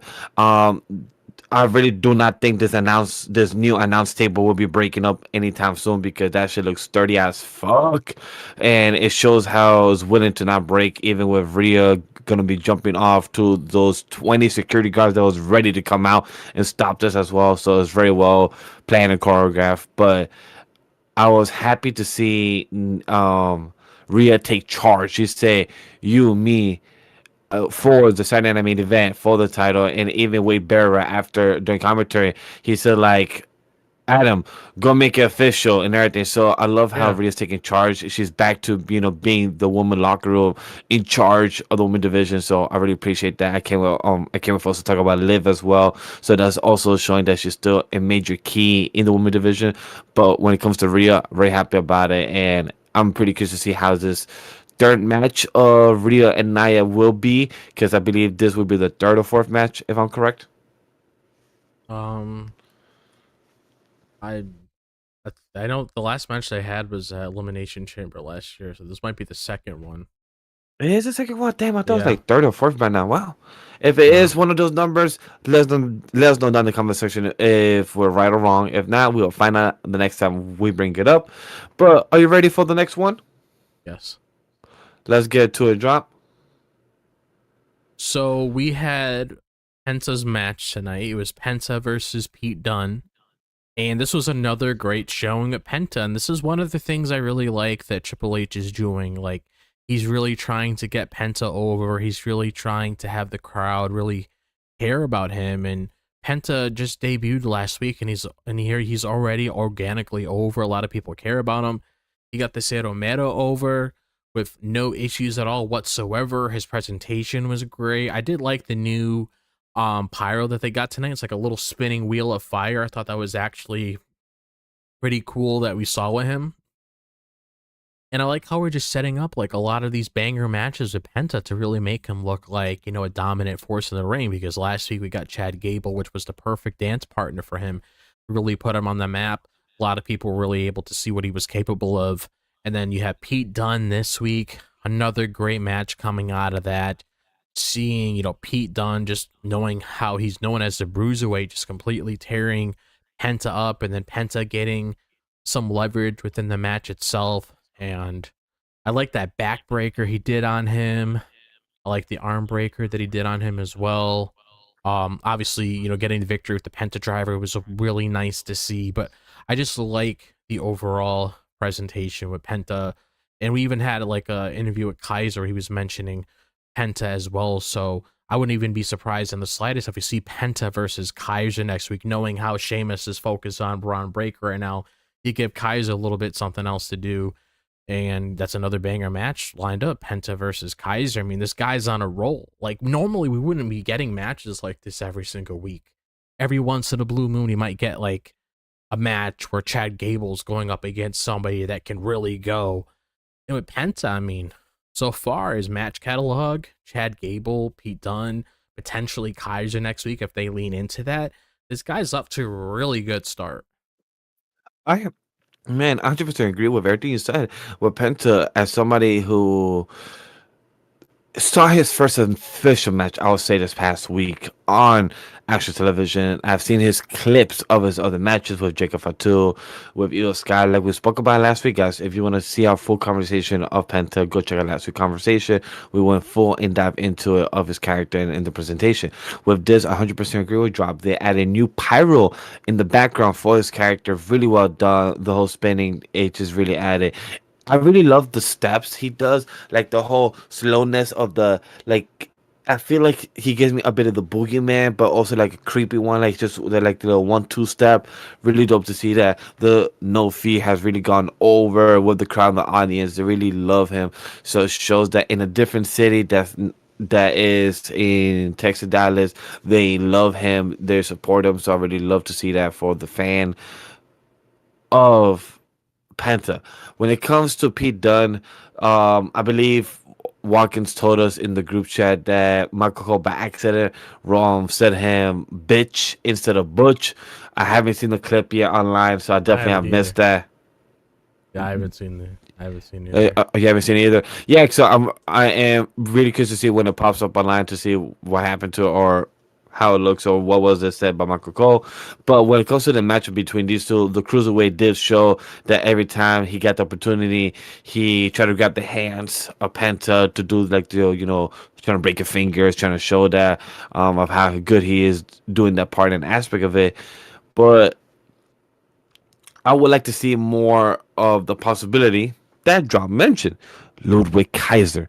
We have the opportunity to see Ludwig Kaiser versus Penta. I would love to see that. I support that. And this gives a good opportunity with the timing that we have for Monday Night Raw now, with the minutes and time for the matches. Ludwig and Penta, I'm sure, will give a banger match.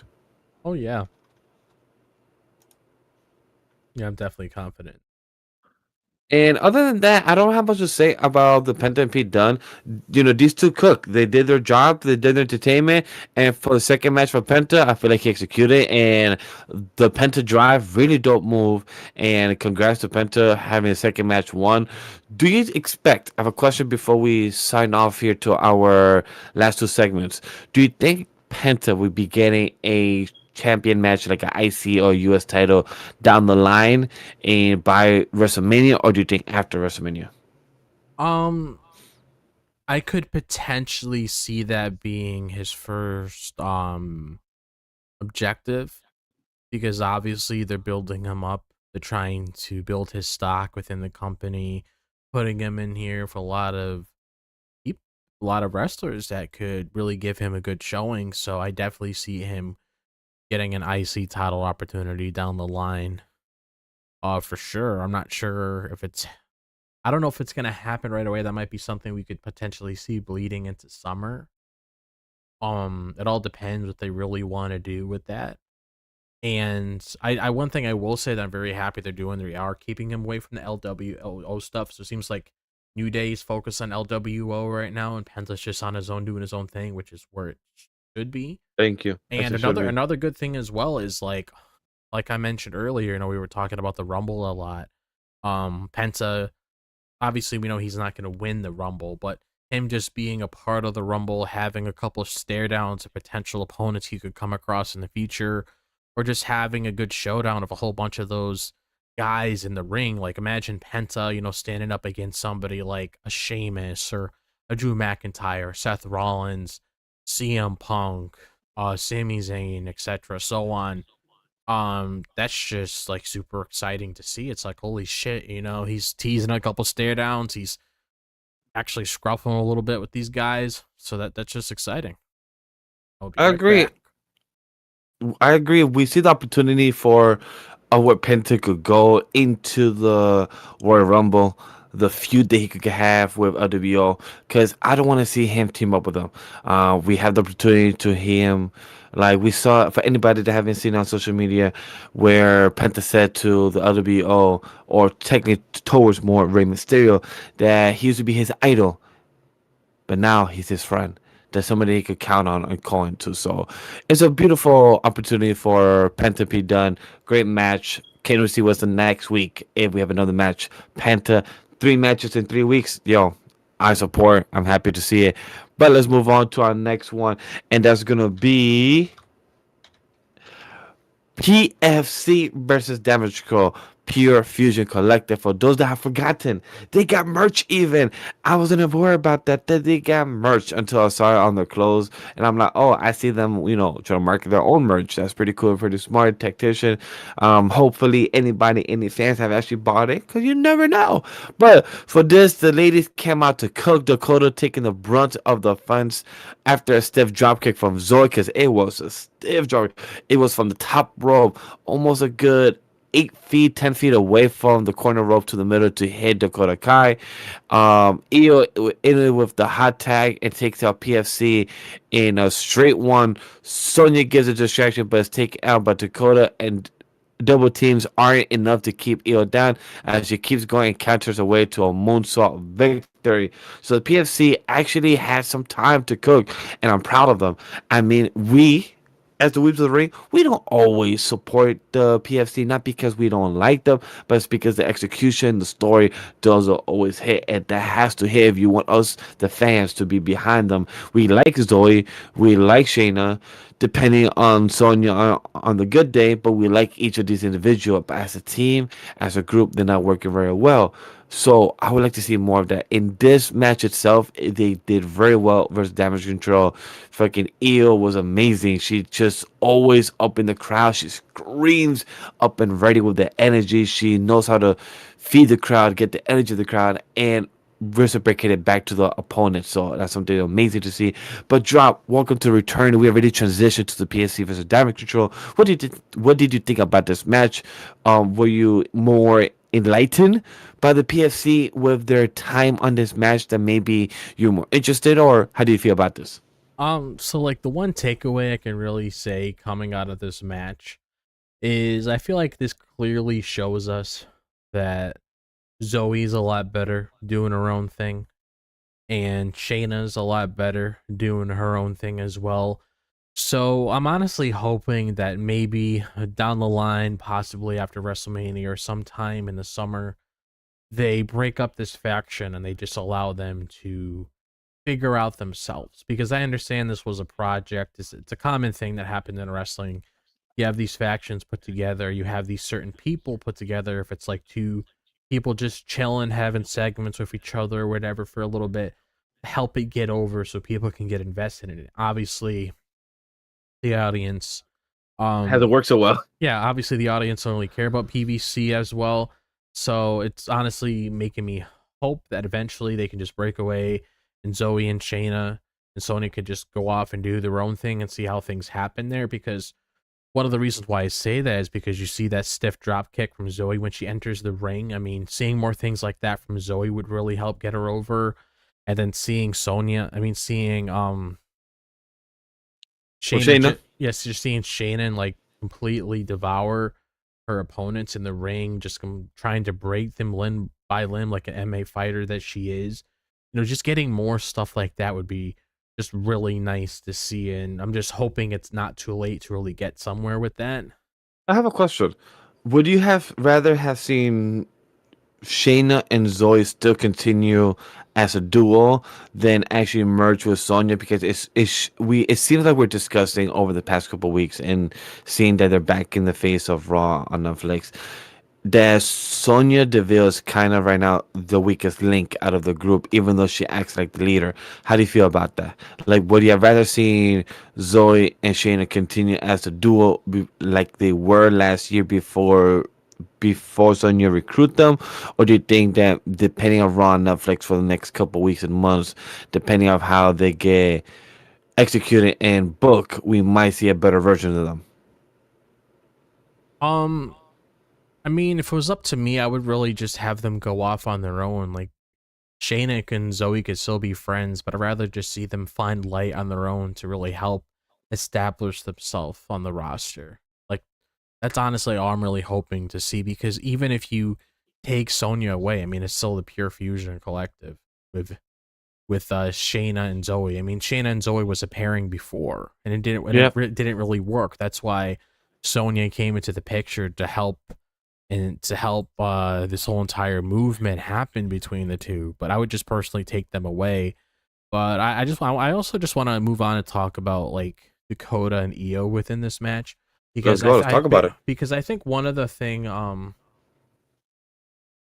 things that I did like about this match that was very telling and was Io was incredibly over in this match. As soon as she jumped into the ring, Very loved. a lot of people were chanting for her. A lot of people were getting behind her.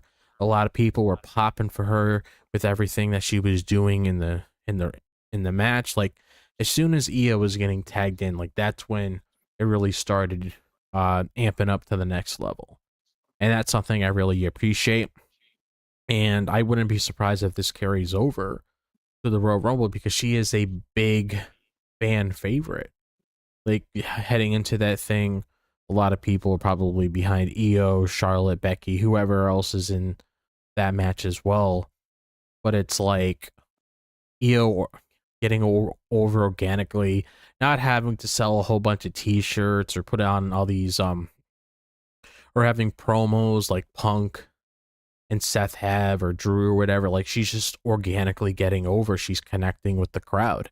It's reminding me of how Asuka was all those years ago, and Asuka's still loved by the crowd, but it's just reminding me of like It shows that let your actions, let your skills, let your pro wrestling skills speak for you, and she's being loved by just being organically. And I love how you said it, because like the way like she speaks to the crowd, she knows how to get that energy and reciprocate that very well. yeah. So that's why I'm hoping that we see something very big with Io, because I understand. I did see someone say earlier that it kind of feels like Io's like cooled down a little bit. They haven't really been focusing on her as much within the Women's Rumble.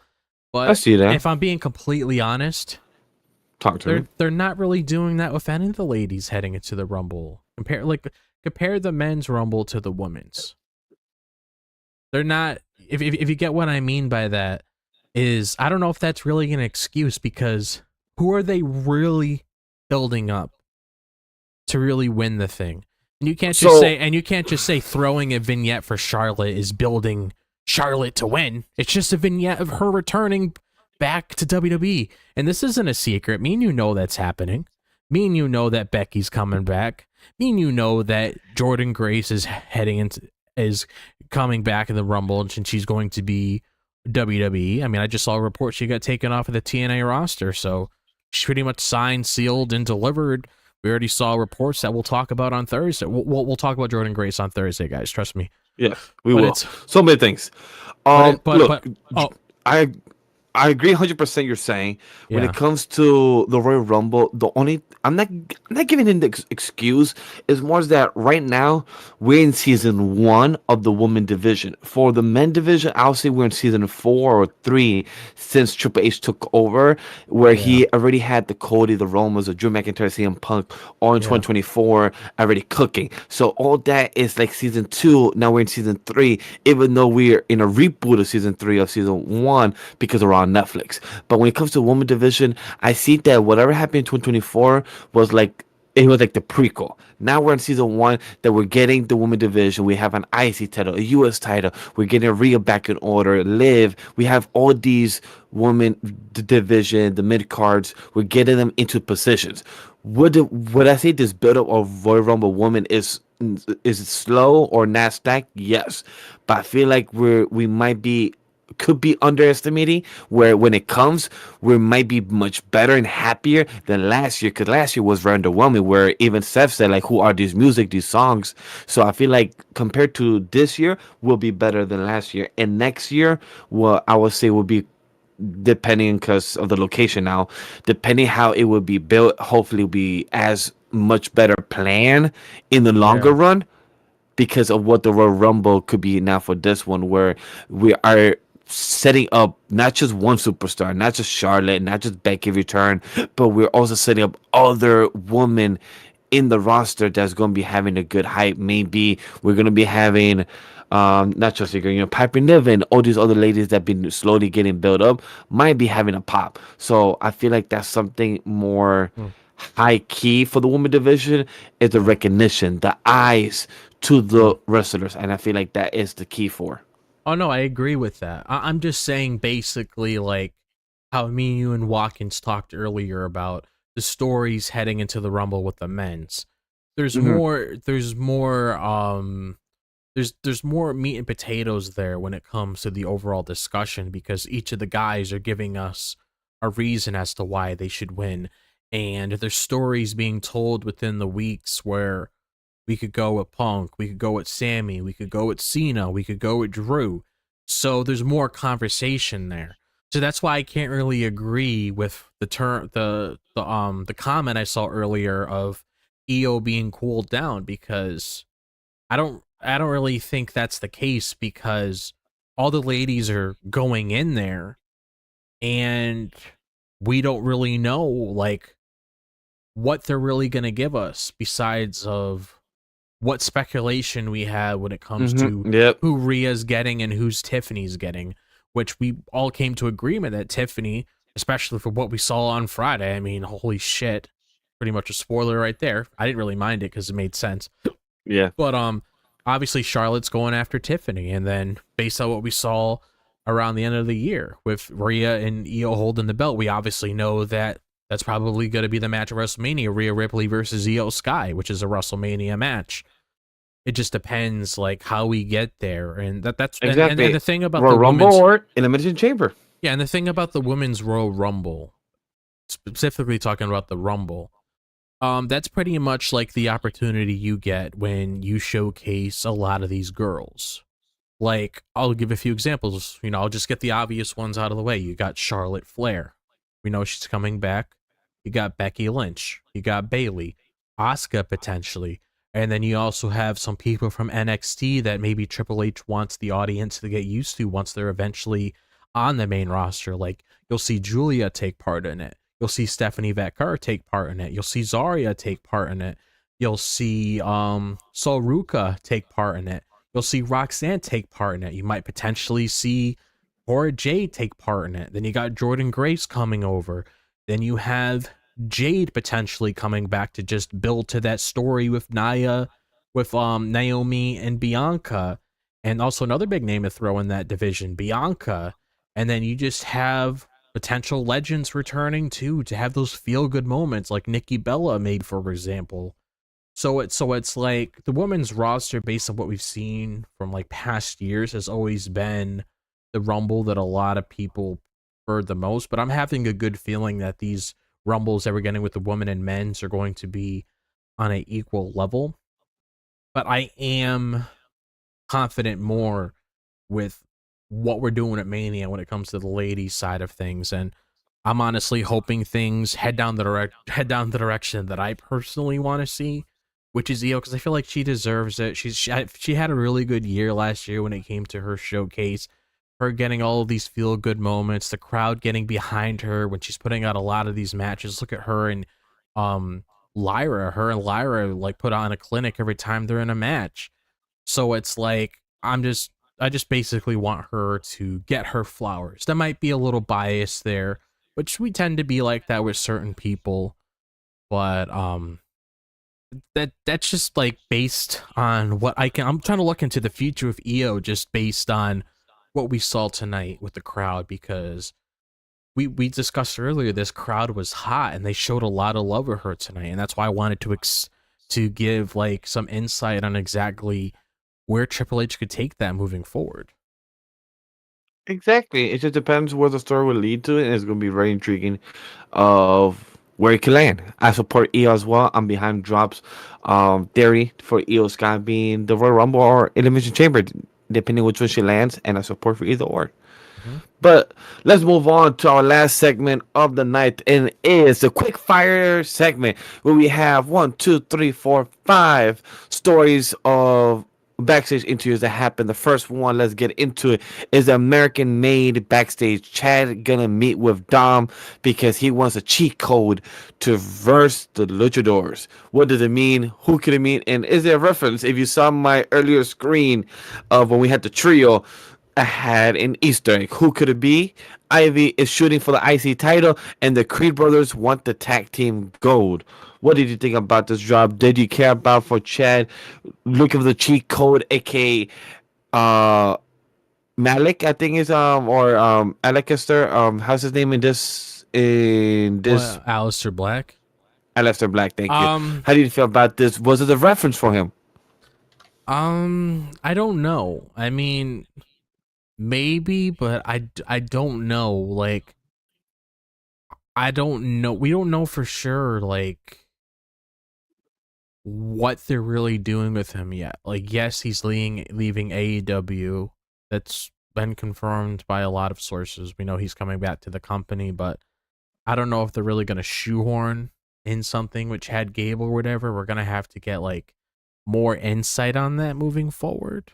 And Like for those that don't know, him and Zelina Vega are married, and when it yeah. comes to the WWE, they usually like to put a married couple on the same brand. So if he does come back, it's kind of obvious that when it comes to Raw, he will be on it. Could it be that he is the person that will give him the cheat code to Chad Gable? Quien sabe? Oh yeah. And how do you feel about for Ivy to shoot for the IC title? We might get a Ivy now versus Lyra Valkyria. We might get that soon. That she's hunting for the title. She wants to get that gold. She can try. And then we got the Creed brothers saying that the Viking Warriors are only one injury away to be out of commission to be pro wrestlers. That's not something that they should be proud of. But the Creed brothers are the young, the next generation that they should be getting the gold. These new suits men of the Creed brothers should be getting the gold. Do you agree with that drop? I mean, I want the creeds to be established, and hopefully they're put in that position. That was the main thing I really wanted with American Made. It was to help them get to the next level. So hopefully that's in the cards still. I mean, I don't see it happening soon because the War Raiders have to go on a run with those titles. Yep. So probably like down the line, sure. I Not now. agree. So let's move on to the next one. Judgment Day. Dom gives Chad the contact to help him for the Luchadors. And then next week they get the tag titles rematch, but Finn is now around because he's probably has a neck injury or probably take a vacation. But don't worry, Dom will step in to help with JD McDonough, and Liv is still pissed at Dom, but then she tells Dom, "Nah, I ain't mad, but you got me a favor." It's because Dom is gonna work something out for Liv to get her title opportunity, and the World Raiders will be prepared and ready to defend these titles, and they're gonna return Honor Prestige back to the tag team division as in the promo package. How do you feel about this segment, about the Judgment Day drop? Because I know we've been on a roller coaster with the Judgment Day over the past year. So how do you feel about this myself? I did enjoy this segment when it comes to Judgment Day. I feel that the chemistry between Finn, I don't know, sorry, not Finn, JD and Dom, even Liv in her, I would say her bitchy side, like trying to not act mad, but also trying to be in a way manipulative to Dom. Like, oh yeah, Finn hasn't done anything. Dom, are you sure you have the balls to the task to actually get it done? So I see the chemistry. I see what they're going for this storyline for Judgment Day. But are you enjoying this drop? Um, I mean, I'm definitely interested to see like where Dom's going, because I definitely feel like this is setting up a face turn for Dom down the line when it comes to Liv Morgan. I feel like it's gonna be one of those things where he will eventually steps up to Liv Morgan, confronts her for what she's doing and everything, and then leaves her side. Maybe he goes off on his own. Maybe he leads the Judgment Day in a different way. I mean, that's how I potentially see it. I agree. We also will be getting a tag team match sometime next week for the match. I wish we got Dom and Finn versus the War Raiders. For maybe possibly the Saturday Night main event, that would have been nice. Would you have liked that? The tag team belts to be defended at Saturday Night main event. Would that have been a good match of Finn? I'm sorry, not Finn. My apologies, guys. JD and Dom. Um, I mean, like I said, we'll just see like how things go next week when it comes to him and War Raiders. All I right, want, now for the main juicy part about the quick fire segment is that Punk looks to make history in his segment with Kathy Kelly and runs down the field at the Rumble. Even says he will kill Hulkamania to win the Rumble and oh, that even was call great. in a few favors. He had no hesitation to. He heard the internet. He knows what we're saying about Yeah, Hulk Hogan, and he's ready to destroy him. Even Bronson Reed was like, no CM Punk, that's not your job. That's my job to do the six tsunamis to Hulk Hogan. yeah. So it was an interesting promo. To me, it was very solid. I really enjoyed it, and I love how he mentioned that he'll coin a few favors, throwing the spoiler to our boy Paul Heyman to understanding that. So I really appreciate that the references in this promo. It shows that Punk is always on his game and is always up to task. How did you enjoy this promo drop? Oh, I love this promo. I mean, that this was probably like one of the highlights of the night for me. Like when it comes to Punk being out there, like I said earlier, it adds more to the story. He talked about Seth, he talked about Drew, he talked about Punk, he talked about Cena, talked about Sammy not being on his level. Like that's the sort of confidence that you need to have when Oh you're yeah, entering that shit was tough. when you're entering the Royal Rumble, and even that stuff that he said about Hulk Hogan. Like obviously we know he's not going to be in the Rumble, but just knowing how that comment was made, it got a good reaction out of that, because obviously nobody really wants to see Hulk Hogan on television anymore. So since Hulk Nobody. Hogan's like a hot topic right now, especially coming out of that Netflix premiere show, I mean, that was definitely something that really got the crowd going when he made that comment there. And I also liked how he brought up the favor as well, because you never know, that favor could come into play when it comes to the Royal Rumble. Like maybe that favor that he had in mind, maybe that's what gets him an easier way heading into WrestleMania to get that guaranteed WrestleMania main event. Because I mentioned this before in the podcast. I said eventually down the line of all these different stories that they're telling in the company, they gotta eventually pay them off. They paid off the story with Cody. They're gonna have to play off that's they're gonna have to eventually pay off that story with Sheamus winning the IC title, and that could potentially happen this Saturday. I would prefer it to be Mania because that's more of a WrestleMania moment, but that's just me. But then, of Agreed. course, you got to eventually play out the whole thing of Punk finally getting that WrestleMania main event. That's been an ongoing thing he'd been wanting to do for years. You got to eventually pay that off. You can't just be like, oh, we'll wait next year. Oh, we'll do the year after that, etc., so on, because you got to eventually, play that story off. And that favor, obviously, it's going to be an important factor, and I expect it to come in effect before April. So either it happens at the Rumble, it happens at Elimination Chamber, either one of those two. I'm pretty confident it could potentially happen at the Rumble. Like I'm very curious to see what is that going to be. And that video that we were talking about earlier that Watkins brought up and everything when it went over how the men's Rumble should be structured of CM Punk's favor.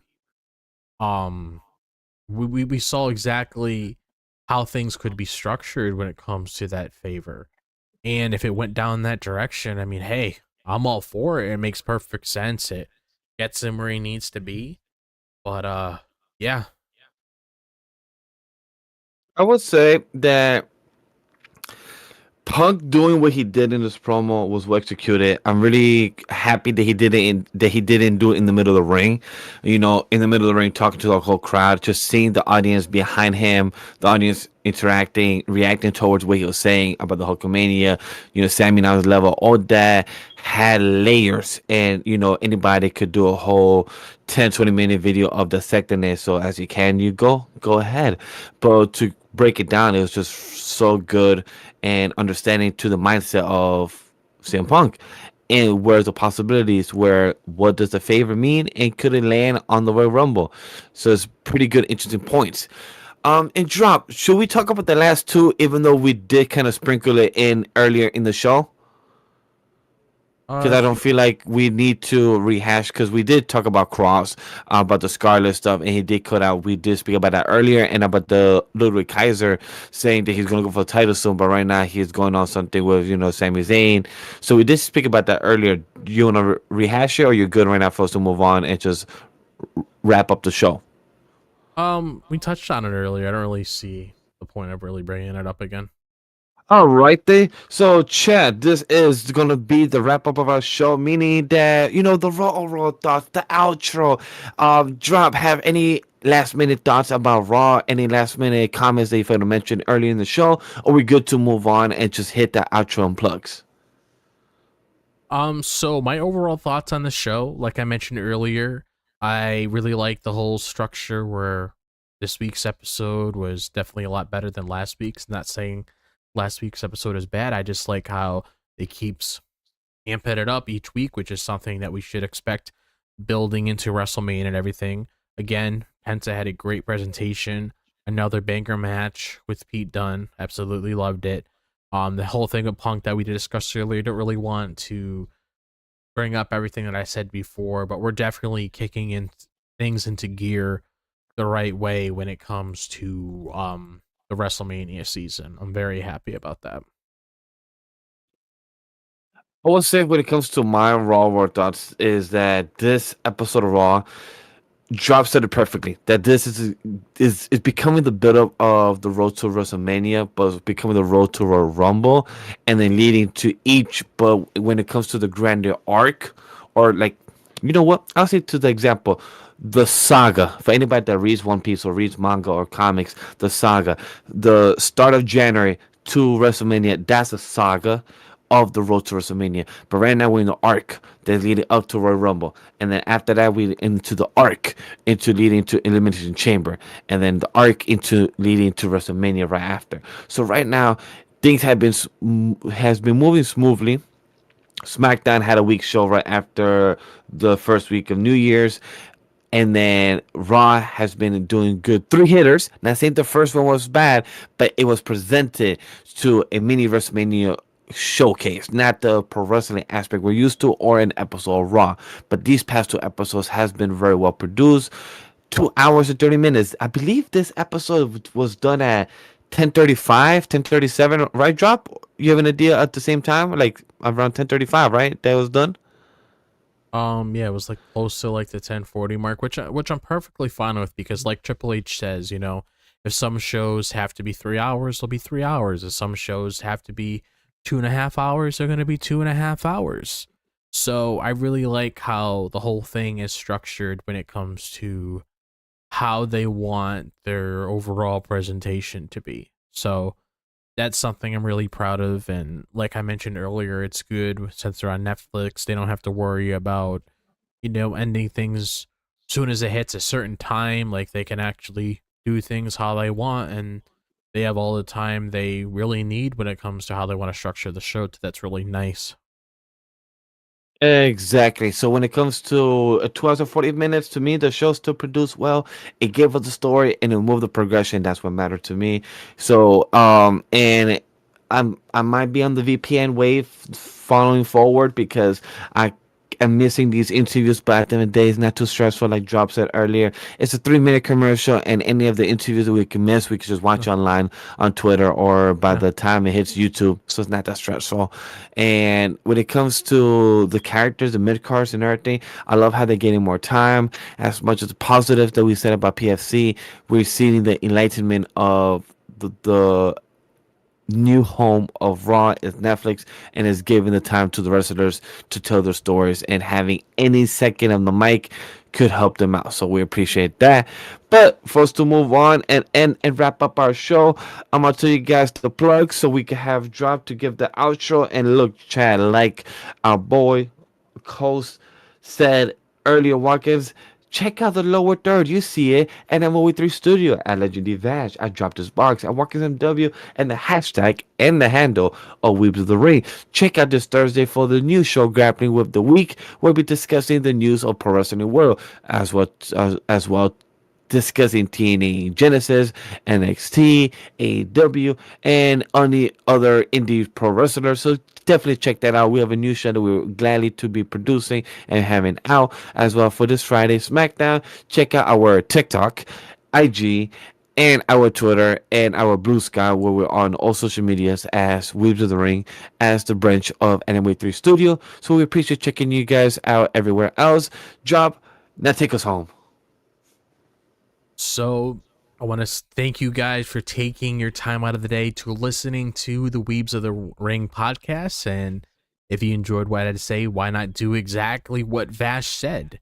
We are known as Weebs of the Ring on all social platforms. Be sure to use the hashtag Weebs of the Ring to interact with us about anything regarding wrestling before, during, or after our shows. And feedback is always appreciated, as we are nothing without you guys tuning in. Weebs of the Ring is presented by Anime Weeb Studio. Thanks to our production team for all of their hard work.